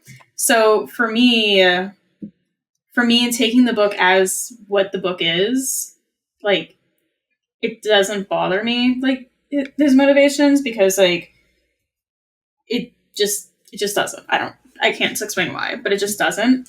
But, with some of your comments about, like, how, like, yeah, it doesn't really make sense, and, like, it could have been better if it was done slightly differently. I agree with you. There is something to be said for reading something from how Will and I read it for this podcast most of the time, which is from an analytical, where we're going in like, okay, how is this working? Does it work? How does it all fit together? And like, we're reading from a critical place. Like, that's literally what I do for this podcast. Books that make me read non-critically are so rare. Even the books I really enjoy, I am still critical of. And so I think you're right. There is a different mode, because like Katie has made that comment a couple times where like sometimes she's read books and she's just let them happen and enjoyed them. Yeah. And it's not until we're talking about them where she goes, oh yeah, you're right. I guess that could have been done better. But during her reading experience, it doesn't jump out. Like the plot being shifted around so that the army disaster moves to like starting the climax. Like, did that seem wrong to me that it didn't happen? Not at all. Like, would it have been potentially better if it did happen the way you were talking about? Maybe. But like, it doesn't bother me that it didn't happen that way. And like the same with like the Lord Ruler like reveal and everything like that, and like his comments about like, you don't know what I do for this world instead of did, like things like that. Like, could there have been a little bit more explanation, like maybe in the logbook? Like there could have been like a little bit more reason for like why he doesn't like you, like why he doesn't like the writer of the logbook, rather than just keeping repeating that he doesn't like him. Like, so you could have like added to that, but I mean, there are things like that could have been added to this book that would have improved it. But I still stand by that this book is... I love this book. I love this series. Like, it's not... Like, there are obviously things that, like, now that you guys are saying it, like, yeah, it could have changed it. Probably wouldn't have taken... Like, certain things that you said wouldn't have taken away from it. Would have added to it. Would have made it better. Like, a little bit, like, stronger for some of the issues that you have. But I still like this book even with those flaws. Yeah. Like, them it not being done like perfectly from a motivation standpoint, it doesn't faze me. So I will give you my example of this for me, which is, once again, I'm going to talk about this. My favorite of Naomi Novik's books is called Spinning Silver. Neither Katie or Will would have finished it. And they kept mentioning things, and I kept going, yeah, you're right. Like, objectively, yeah. But subjectively, I like it as is, and I wouldn't change a goddamn thing. It just, for me as a reader, works subjectively, and it is my favorite. And yeah, they're right. It's a little slow. Yeah, some of the viewpoints probably could have been taken out, and it would have been objectively better. It's kind of like there's this whole thing where like a bunch of people were like, Knives Out is a better film, but they prefer Glass Onion. Like, they like Glass Onion more, but acknowledge that Knives Out is an objectively better film. And like, so I think for me, like, I can look at Spinning Silver and go, yeah, I can see, like, now that you're saying that stuff, because going in, I didn't think any of that. The only things I would change about this book is some of your points about like the order of how scenes could have gone, like not removing them, not changing them, just like shifting when it happened. I agree, like that would have been fine, because like that's a mechanic, change. Like, I'm fine with that. Like, explaining a little bit more about like the motivations of like people, or like giving a little bit of a different perspective into like why Kelsier acts the way he does. Like, that's also like a mechanic thing. Like, that could have been fine, but like the tone, the setting, like everything about like the history, the way magic system works, like all of that like really makes up like what this book is, I still think is well done for what it is. And it just satisfies a part of like me personally that no other book really does well. Like, this book is really, really strong and impactful for me because of my reading style, I guess. But like, for me, this book is amazing. Like, but again, mechanically, you could have added to it, but like all the emotionality, all the other like details about things, like all the other things that everyone's been mentioning, to me, adding any of that would detract from what I get out of it. Allie says, I mean, you like what you like. Maybe if Mistborn had streamlined some scenes and added more emotionality, I would love it rather than like it, but I liked it. Again, I think it just depends on who you are as a reader, how much you'll enjoy it. I definitely will say that I didn't find this, like, it wasn't painful. I wouldn't say it's a bad book.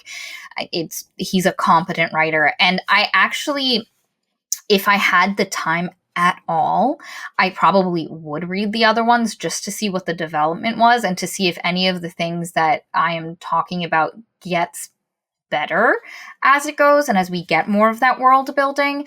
But unfortunately, it is just too long. Like I can read the Raven Cycle because those books are short and in between other stuff that we do. It takes me forever, but like I can do that kind of stuff. But unfortunately, books like this, when they're just this long, is really hard to get through while doing this podcast. Yeah, I would be curious to do one of his more recent books because I think it would be interesting to see if he's grown as a writer, if a lot of this was like growing pains or something like that. But like he has really doubled down on the high fantasy stuff in terms of being really long epic series. And so, his books have only gotten longer and more interconnected with each other. Warbreaker, I think, is one of his newer ones that's a standalone. That seemed kind of interesting. You guys in the comments, interact. Let us know if you have read Sando, and what you guys thought of him. How many of his books have you read? How many days has it taken? Let us know in the comments below. Any last thoughts? No, I think we went through everything. Yeah. I think it went rather civilly. Good job, us. You guys let me talk. I'm very happy about that. I'm Rysand. I empower women to do he things empowers like that. women. you are so empowering. What would I do without that, William? All right, sign us out. Thanks for being here with us, guys. Bye.